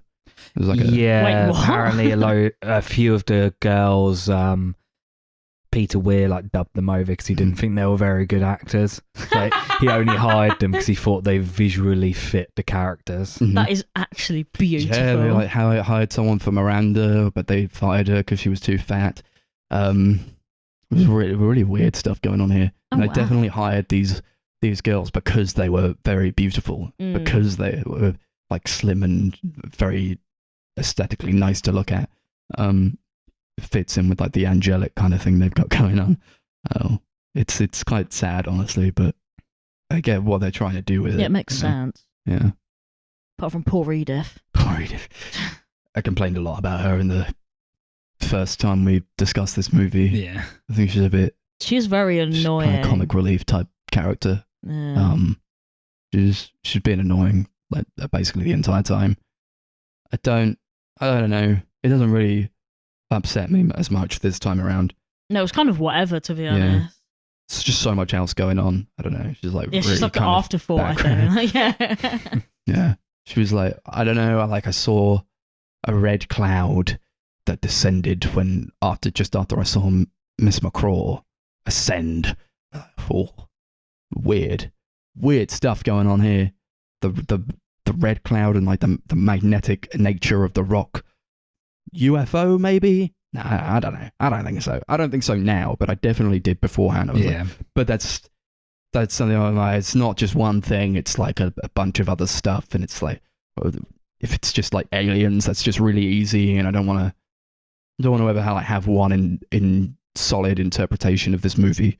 It's going for a lot of different things, and it's very interpretable. Like the swans and like there were so many swans and like the swan ceramic stuff going on in this movie. Where maybe they're swans, but I don't know. It was just more like Pretty delicate though, isn't it? Like swans. very if you think of delicate it, imagery, yeah. And like they're kind of very nice and winged and white and like angels, Pure that kind of thing. and beautiful. Yeah, I think there's a lot just in like the imagery itself that you could take away with it. There's just so much in like what's not said, what people don't say.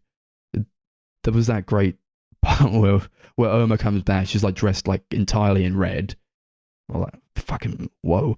Like all the girls suddenly start having a go at her. She's like, where the fuck are they, Irma? What the fuck? What the fuck happened? Yeah, they've like convinced themselves that she knows everything. Was like she's murdered them or something. It's really Like sometimes you just don't eerie. get answers. Sometimes it's just nothing for it.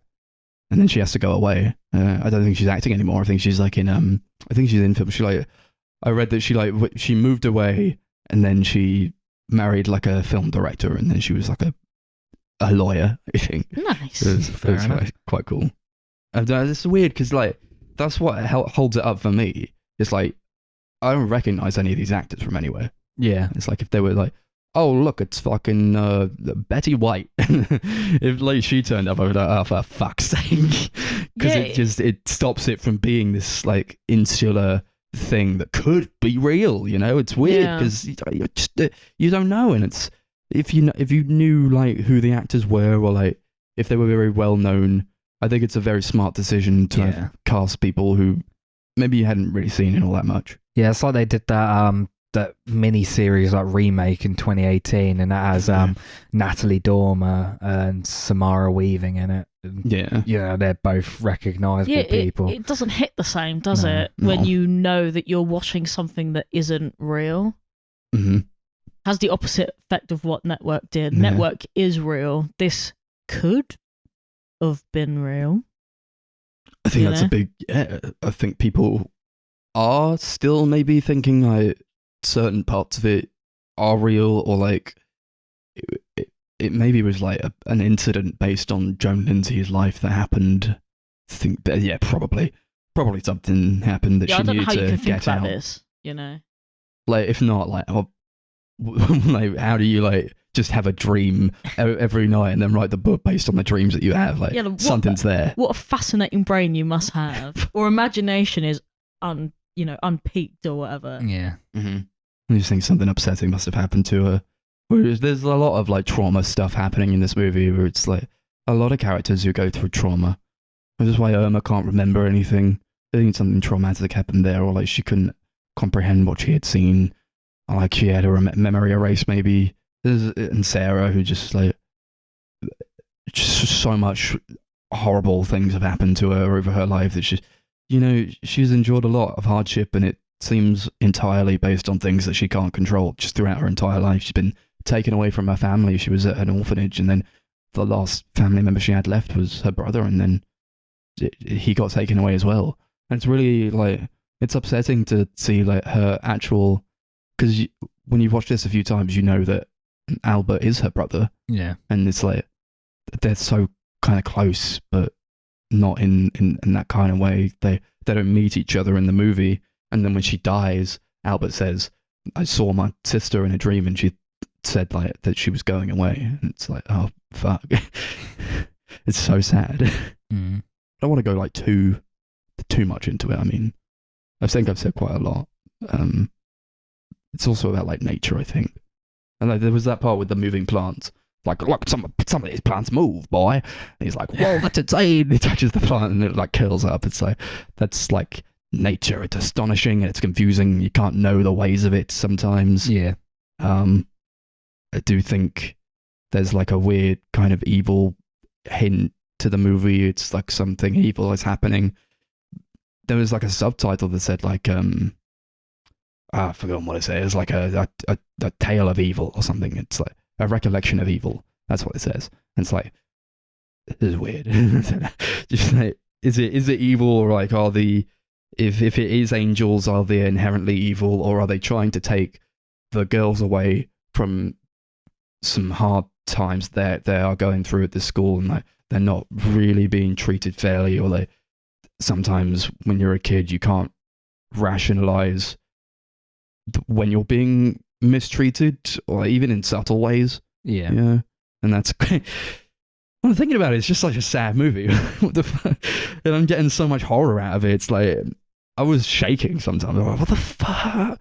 Because it's so incomprehensible, and like, it just gets to me. It gets to me on such a weird, visceral level. Yeah. I think one of the great things about it is that, like, on the surface, it kind of is like the complete opposite. It's kind of like this really bright period piece with these really ethereal, like, bright colours and stuff. But it's like, when you actually delve into it, it's really dark and quite disturbing.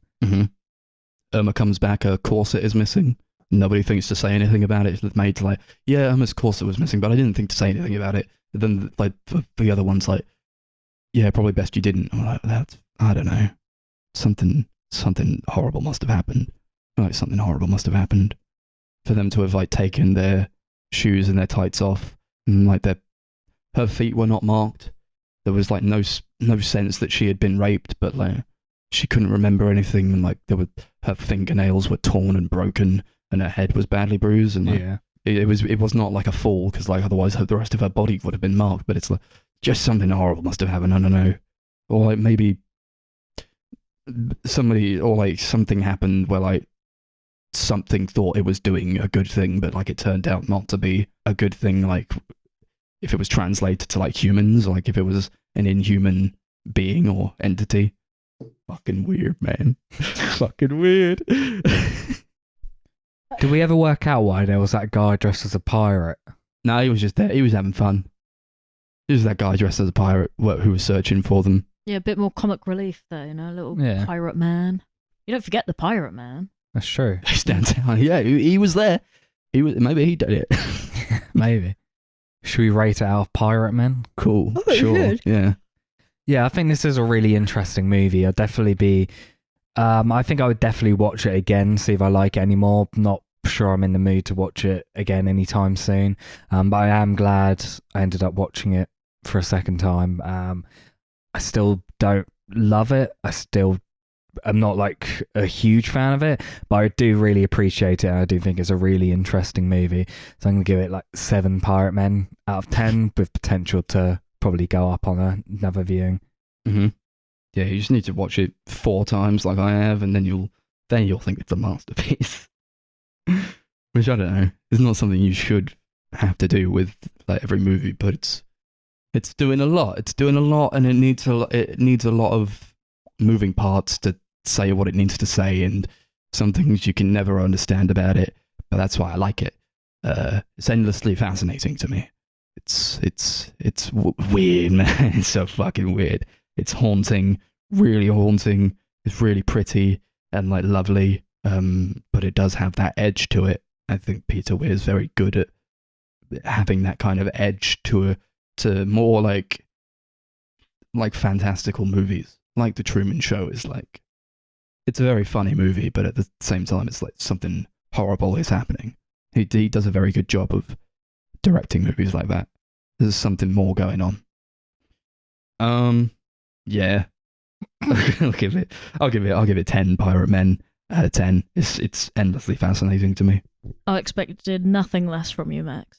I think I said all I've had to say about it, to be honest. At some point, I'll probably watch it again and see what happens. 6 Pirate Men out of 10. Awesome. So I then picked a movie that apparently I had forgotten about and then remembered, and then we watched it. So, so I picked a film called Tomboy by is it Sciamma or is it Siamma? How do I pronounce this? I don't know. Siamma? I say Siamma, yeah. Okay.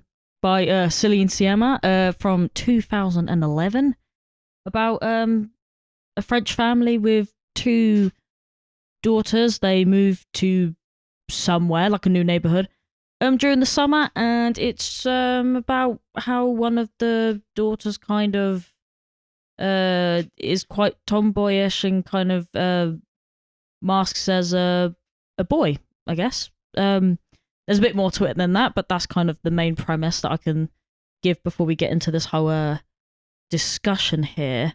I've got quite a lot to say about some of the themes that Mhm. go on this. So I'm just gonna let you guys ramble for a bit, and then I guess I'm gonna ramble for a bit. Sure. Base level thoughts. I thought it was very good. Yeah. Very interesting movie with a lot to say about its themes, tomboy culture and all that, gender, a lot to do with that. It's a very contained movie. It feels quite low budget. I think it's got like a budget of $1 million. It all feels like it could have been filmed in like the confines of like one apartment building and like a garden, you know. Yeah. I really enjoyed it. I don't think it reaches the heights of some of the other Celine Sciamma movies that I've seen, like Portrait of a Lady on Fire, or to talk about something a bit more like similar in terms of like the familial aspects. I guess Petite Maman kind of tackles some similar themes that Tomboy has going on. But all in all, I found it was very sweet, and it was very like sometimes you just feel like really bad for the characters, or like really like uplifting. It's a movie with a lot of feelings to it, a lot of different vibes. Yeah, I really like Celine Sciamma, and I enjoyed this one a lot. I think this is it's very representative of her style. I think it's very, I wouldn't even say like slow, but it's it moves. It's not like a super fast paced, loud sort of film. It's very quiet. It's very calm. But it works really well. It's still really interesting. There's never a point where I think it's boring at all. It just has its own unique like tone. Mm-hmm. Did you describe it yesterday as a sort of hangout movie, but more character based? Yeah, kind of. Well, That's kind of is, what she does. I don't think any of her films are really like grand on story or anything like that. It's kind of just like meeting these characters and seeing them go on this like emotional trip and kind of growing with them and enjoying just spending the time with them. I think that's something that Petite Maman does really well as well. Out of the 3 films I've seen of hers, it's probably the closest to that in execution, I'd say. Yeah.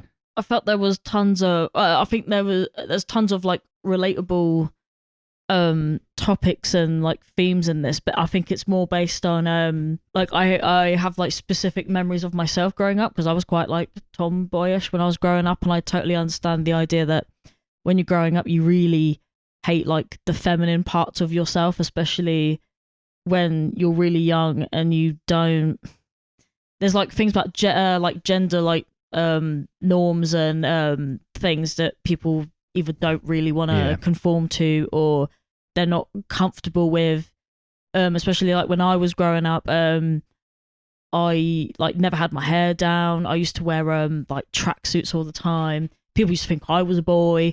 Like it was just like a lot of relatable things in here that I never ever like tried to pass as a boy, so to speak, but I used to always be like, oh, I wish I was a boy, like, and all this kind of other kind of stuff. And it's like very relatable in the sense of like if you are growing up like female and you really hate like overtly like feminine things, it kind of makes you feel a bit like sort of like outcast in a kind of weird way, because there was like situations where I didn't feel like I really fit in with like my other friend counterparts, because they were like overtly feminine and I just wasn't, and I wasn't like boy enough to like hang out with the boys. But then like growing up I used to hang out with the boys on my street and that kind of thing.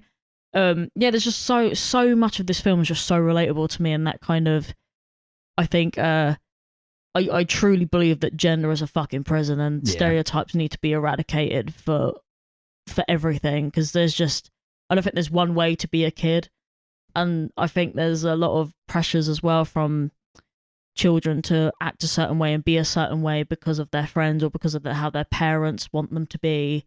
I got quite a lot of that from this film, and I just I really related to this film. I thought, because I'm not, I wouldn't say I'm like really overtly feminine now, but I'm more in tune with more feminine aspects of myself, but I don't necessarily like conform myself to that sort of like female way of being. I mean, sure, whatever, I've got tits or whatever, but you know, it's like, I don't necessarily relate to like either or in that kind of sense, because I don't think it's always as black and white as people make it out to be, and especially with the little sister, Jeanne. very like pink and princessy, and she was so sweet. I loved her, but it's that sort of sense that a lot of parents might look at another child of the same sort of biological sex and think, oh, they could have been just like this one here, but they're not. And I think it's a movie to celebrate differences, and I feel like that I like the fact that films like this exist, because I wish when I was growing up I had seen something like this and thought, oh, okay, I'm okay. Yeah, you know? That's definitely something she's going for. She intentionally said she made it with like several layers so that a trans person can watch it and completely relate to it and be like, that was exactly what my childhood was like, and also so just like a normal woman could also kind of agree with it, say that was also kind of their childhood. Yeah, I think out of films that I've related to, I haven't related to a film like in a while that I've actually thought of like myself being in like a situation similar or anything. Like maybe not to the same degree, because I never made myself like a Play-Doh Willy or anything like that, but it's sort of it's sort of the idea that you don't have to conform to like wearing dresses and wearing pink and makeup and that kind of thing, because I didn't wear makeup until I was, I don't know, like 14 or something. Like I didn't even touch it. It just wasn't something that I was interested in. I think that's something that either comes with time or you just don't do it. And I just, gender just sucks. That's all I could get out of this. And it's kind of, I don't know, it's just one of those films that just speaks to me on that kind of level of just do your thing, you know? It's like it's set around like an age where you're learning that your gender does play a role in how you're perceived by different people. Yeah. So you're coming to terms with like what parts of yourself are appropriate in different settings to portray to other people who maybe would not accept that part of you. And then also the sorts of people you should be aligning with and the sorts of people you should be surrounding yourself with. I think, at the end of the day, gender is fluid. It's like a spectrum. There's no necessary binary that you need to fit into to prove that you're one way or another. And I think we're seeing more of that today. It's interesting that this was like a 2011 release. Yeah. It's still really intriguing and very relevant to what we're seeing with like gender norms and gender discussions that we're having today. Yeah. I think the discussion's definitely a lot more open now than it was when this came out. When it came out, I don't think it was really being discussed quite as much. So I think this is like really a film that was kind of ahead of its time in a way. Yeah, I really appreciate it. I guess it's one of those things as well, like when you're like a certain age, you can kind of get away with doing certain things and showing certain parts of yourself as well, because you couldn't do that when you were at puberty age, so to speak, because it's kind of more apparent that you might be of biological being, if that if you see what I'm trying to get at. But it's just I think it's quite a difficult conversation, because it's kind of like obviously nowadays we're a bit more open to like the idea of certain things, but we're still kind of a bit more ignorant to how things should be, especially with gender norms. And like you get like a toxic masculinity, and you get how like people should be feminine, and how if you're a certain gender you are treated by such and such. And it's kind of, I wondered how it would be different if it would be like how they would have been treated if they had passed as a female and a male. Because I feel like, when you have like those kind of friends that might be like, oh no, you're a girl, that's icky, but like as Mikhail, it was like, he's cool, he can play football. Yeah. Do you know what I mean? Like if they knew that Mikhail wasn't exactly Mikhail, they'd probably be like, oh shit, why are you playing football? Do you know what I mean? There was like a lot of stereotypes like just kind of chucked into there, like, oh, they think like that Lisa, oh, they think I'm useless, I can't play football.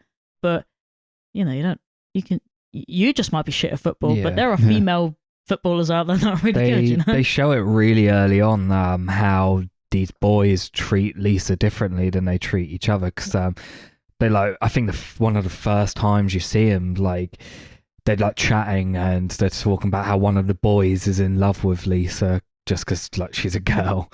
Yeah, And, like, I feel like that's just a thing that happens quite a lot throughout the movie. Like they're clearly treating her differently just because she's a girl. And like maybe if like Mikkel like wasn't there as Mikkel, then maybe they would have treated her differently.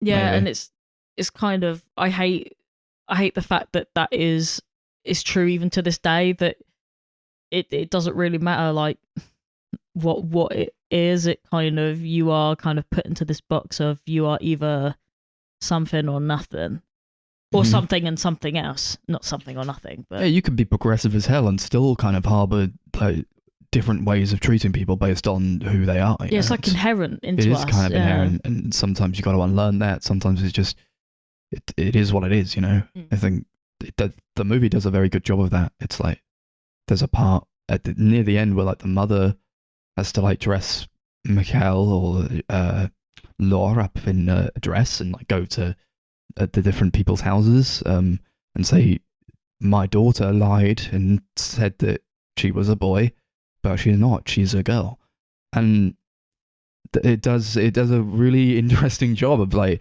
spinning it. It's like, what is the right thing to do in this situation where like you should just like if you want to present as a boy, present as a boy, but at the same time it's like you lied to these people. And then Lisa was like visibly upset by it, and like it was like a trickery kind of thing. So it's like, what's the right thing to do in these circumstances, you know? Yeah. Something I also find interesting about the movie is that they never like really delve into why she did that. Like why she's pretending to be a boy, whether it's because, you know, she doesn't want to be treated like girls do, or she's like not really a feminine person, or whether it's because, you know, she's actually got gender dysphoria and is possibly, you know, transgender. And I think that's something really interesting the film does. I think the film critic Roger Ebert, this was like one of the last films he watched before he died, and he kind of said that if you watch the film and view the character as a transgender male, that's how you view him, and if you view him as, you know, a girl pretending to be a boy, that's how you view him. You kind of had a different experience watching the film, but through either of those lenses. Yeah, because you're talking about these layers. So I think that it's purposely ambiguous to kind of, I guess it's how you see. Yeah. But then I guess that's kind of like the human nature experiment. We're going to give you this person who's going to present as one way. How do you view them? So now I'm going to ask you two, what did you think? I think it's fluid, and when you're a kid, it's like whatever you're feeling. Kids just vibe. I've found the character just to kind of vibe along with it. When Lisa is introducing them to her friends, she introduces them as he, and I guess Mikkel in that sense was like, I guess I'll just go along with that, whatever. And it doesn't really mean anything big to them, because it's like, I guess it's not that big. It's like, I'll just go along with it. I don't really care. Yeah, I don't know how I viewed it really. It was just like kind of flip-flopping, and it was just fluid, you know, and that's how I kind of took it. It was like just this sense of fluidity within the character. Like Yeah, sometimes they felt like this, and sometimes they felt like another way. Yeah, I felt like there was a lot of curiosity, I suppose, because I mean, I don't know about yous two, but when I was younger, obviously, like as I was talking about before, I had like quite a lot of curiosity towards like what it would be like to be like the other way. So I don't know whether you guys had I wonder what it would be like if I was a girl. I don't know if that's something that you guys have ever done. Everyone's thought about it. Yeah, no, I'm just wondering whether you guys had, because I never actually brought this up yesterday. I was just kind of vibing. I've never wanted to be a girl. It's just like everybody thinks about it, like, what if this, what if that? I don't know. It's just I don't really myself, like on a personal level, I don't really feel like I present myself as like overly masculine or overly feminine, or just like it's like different parts of the stereotypical traits that you could take from either side, and it's just like whatever you feel on a certain day, you know. I've worn like skirts before. I've painted my nails, and I've also someone who's worked in labor and like construction industry, which is very hyper masculine.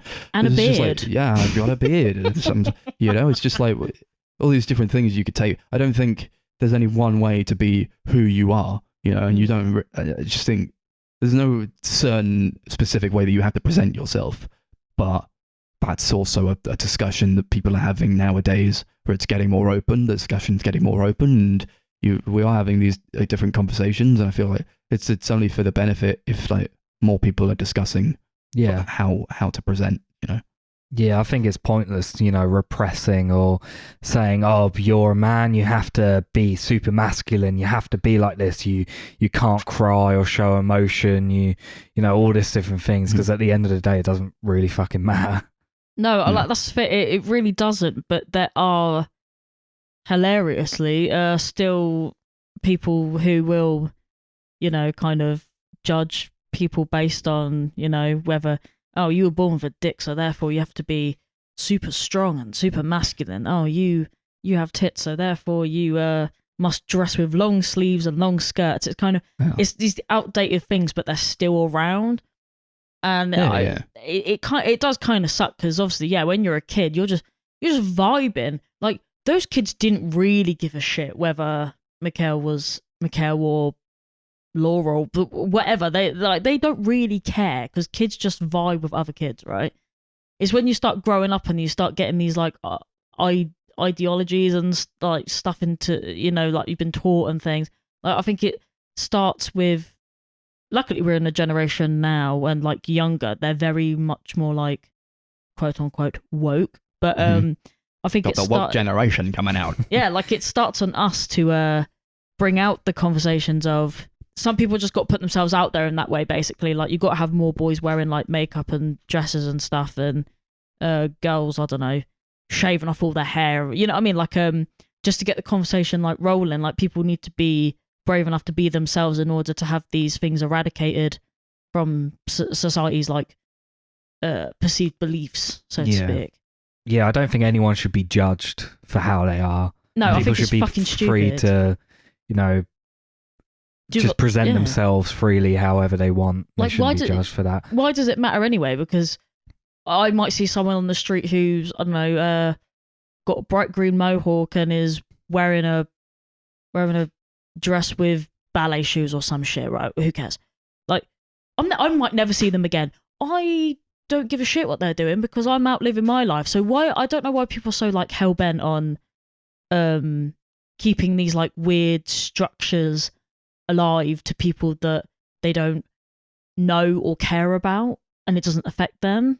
I've never understood that. Like, just do you, boo? Why are you worrying about everyone else? Mm-hmm.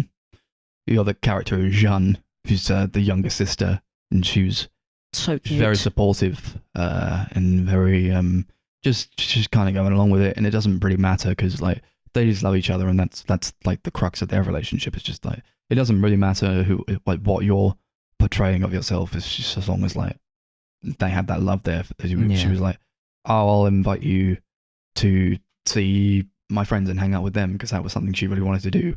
And she was like talking about, I have a brother and he was the strongest boy in the neighborhood back where we were, and all the boys were scared of him and all the girls wanted him. Ooh. It's like she really admires Laura or Mikhail for just who they are. Yeah, there's that really, really sweet scene where they're having dinner as a family, and like their parents are asking, "Oh, well, have you made any like friends or like no? What did you do today?" And she was like, "Oh, I made friends with all of her mates. My favorite was Mikhail. He's now my friend. He was the nicest one, and he put me on his shoulders and stuff."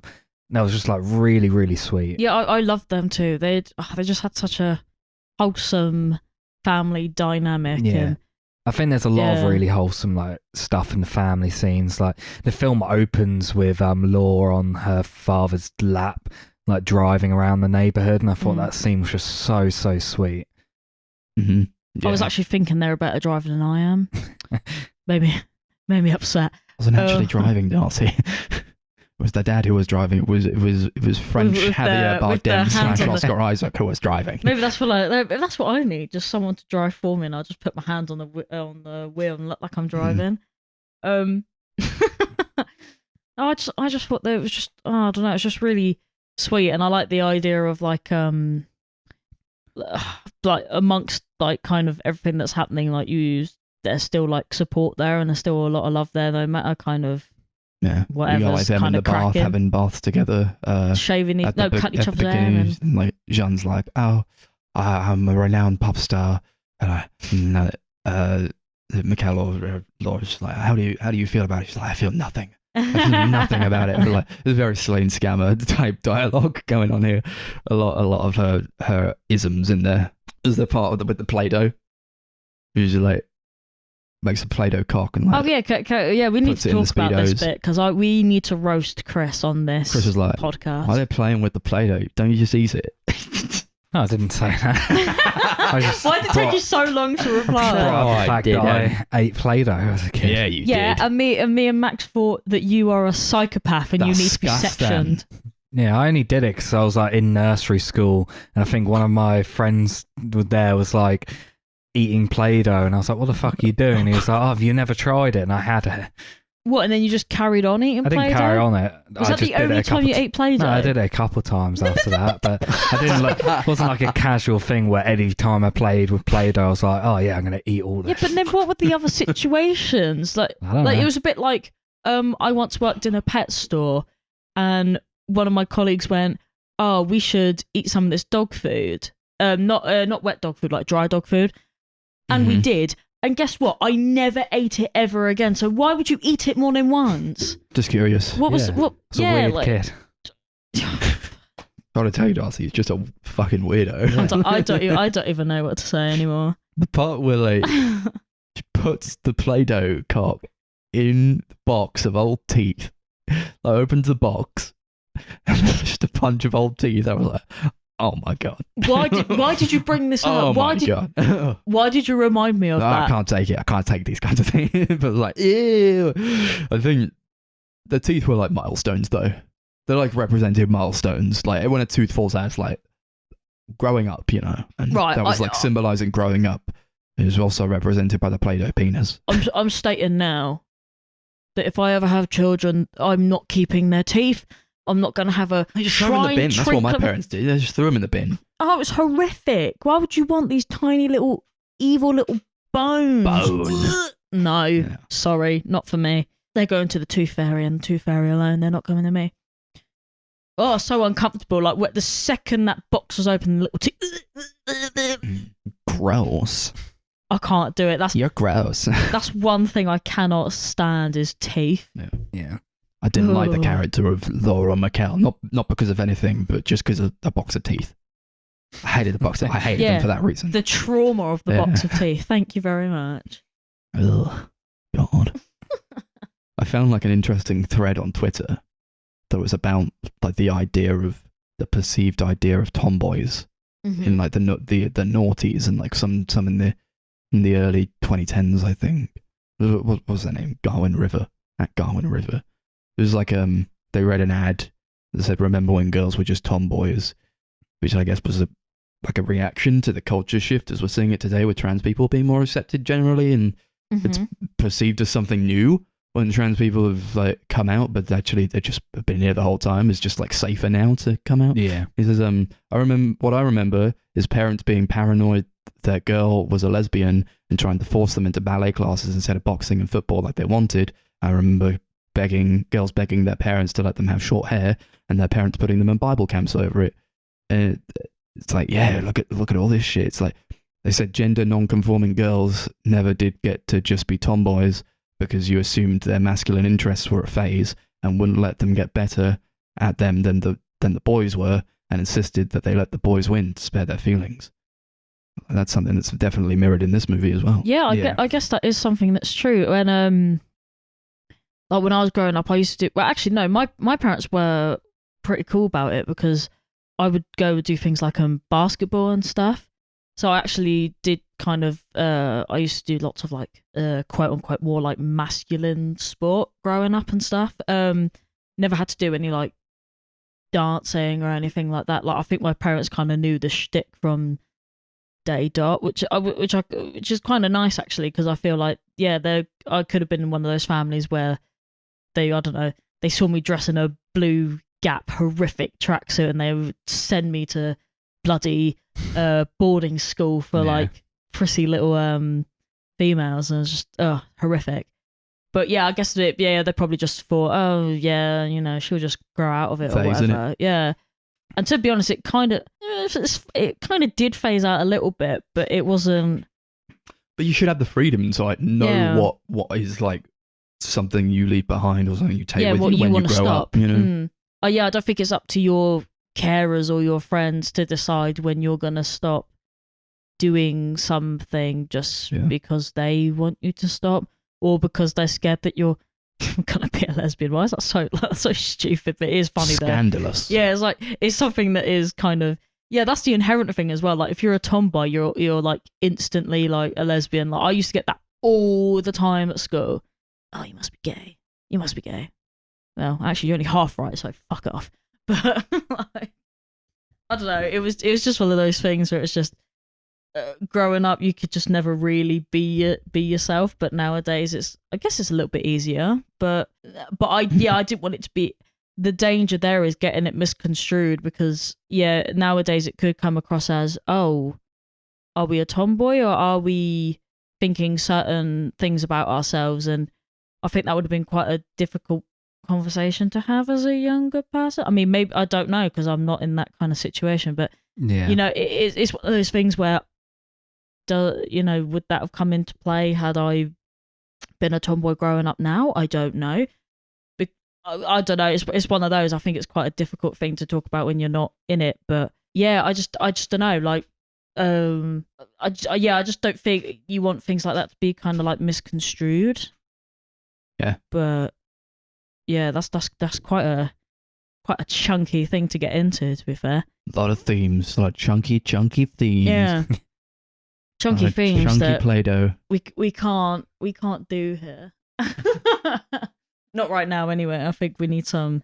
I love the astonishment on Jeanne's face when, like, Lisa comes to the door. She asks after Mikkel, and she closes the door on her, and she's like, and she's like, her eyes are wide, and she's like, what the fuck? That was really good acting. It was really funny as well. Yeah, I do appreciate that. It really comes across as like a 6-year-old is genuinely learning for the first time about like all these things that are happening to someone who's 4 years older than them.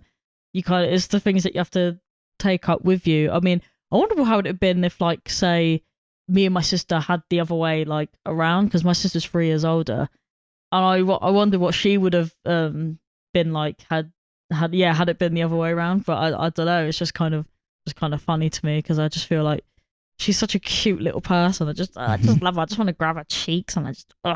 She's talking to that girl. I was like, "Oh, what's your name?" She's like, "Cheyenne." She says, "That's a lovely name." Yeah, like she seems so like polite as well. Everyone. You know. Yeah. I just. It gives me hope for the children of the future when I see like really wholesome interactions between like younger kids. Yeah. I mean, some of them I've seen are like proper nuts, like proper weird kids, man. Like chasing each other in the street and calling each other dickheads and stuff. And then you see the other side of it, and you're like, oh, okay, there's there's some greatness to kids, though. Yeah, I know. It's a mixed bag, and I always find it quite funny. Like, kids are fascinating because they're just always evolving, and it's just it kind of makes me feel about this film as well, is that, like, you know, the human is always evolving. You never truly know yourself. Like, you're always growing and always changing and always accepting different things and changing things and stuff. And I like that. I think it's a good testament to humankind and how we should just do our thing. Abolish gender now.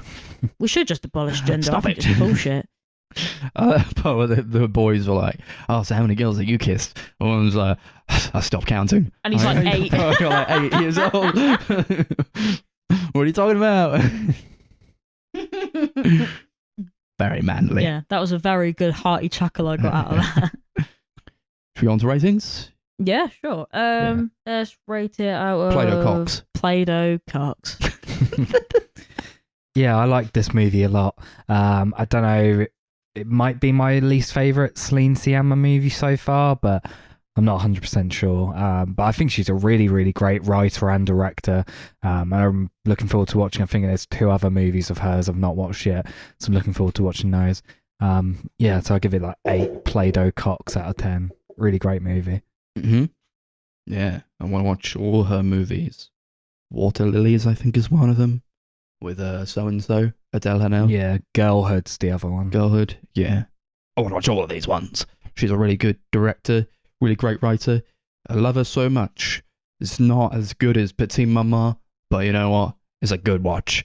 I'll give it 8 Play-Doh cocks out of 10. Yeah, I think based on this film, I'll probably watch some more. I still need to watch the one that I always say that I'm going to watch and then I never end up watching. Oh my god, give it a... Portrait of a Tomboy on Fire. That's exactly what I need to watch. I've just heard it's very gay, so that's why I want to watch it. Yeah. Yeah, my god, it looks great. 8 Play-Doh cocks out of 10, please. Please and thank you. You're welcome. Cool. That's that for the Free For All episode 80. We made it. No more episodes. Done. See you later. This is the final episode, guys. Oh, all right. We'll do another one. Just one more, though. Yeah, and Only one. We got a wheel to spin, and he's going to tell us what the fuck we're going to watch next time. Look at it, was like straining to see. It's come up with Steven Soderbergh movies. Okay. I'm fine with that. I have no idea who that is, I'm sorry. He's a guy. Okay. Let me have a quick look at what he's done, because I can't remember off the top of my head. I bought a movie from him the other day, actually, so I might pick that one. Who knows what it will be? You may as well. Ooh. What's it going to be? Cool. Steven Soderbergh. Yeah, I guess. Movies. Yeah, I guess. We're going to do some, I guess, Steven Soderbergh movies. The man, the myth, the legend himself. So, that's that. Social media, it's out there. What do you want me to tell it to you? Just go and find it. What am I, your fucking mother? See you later. Any last words? Yes,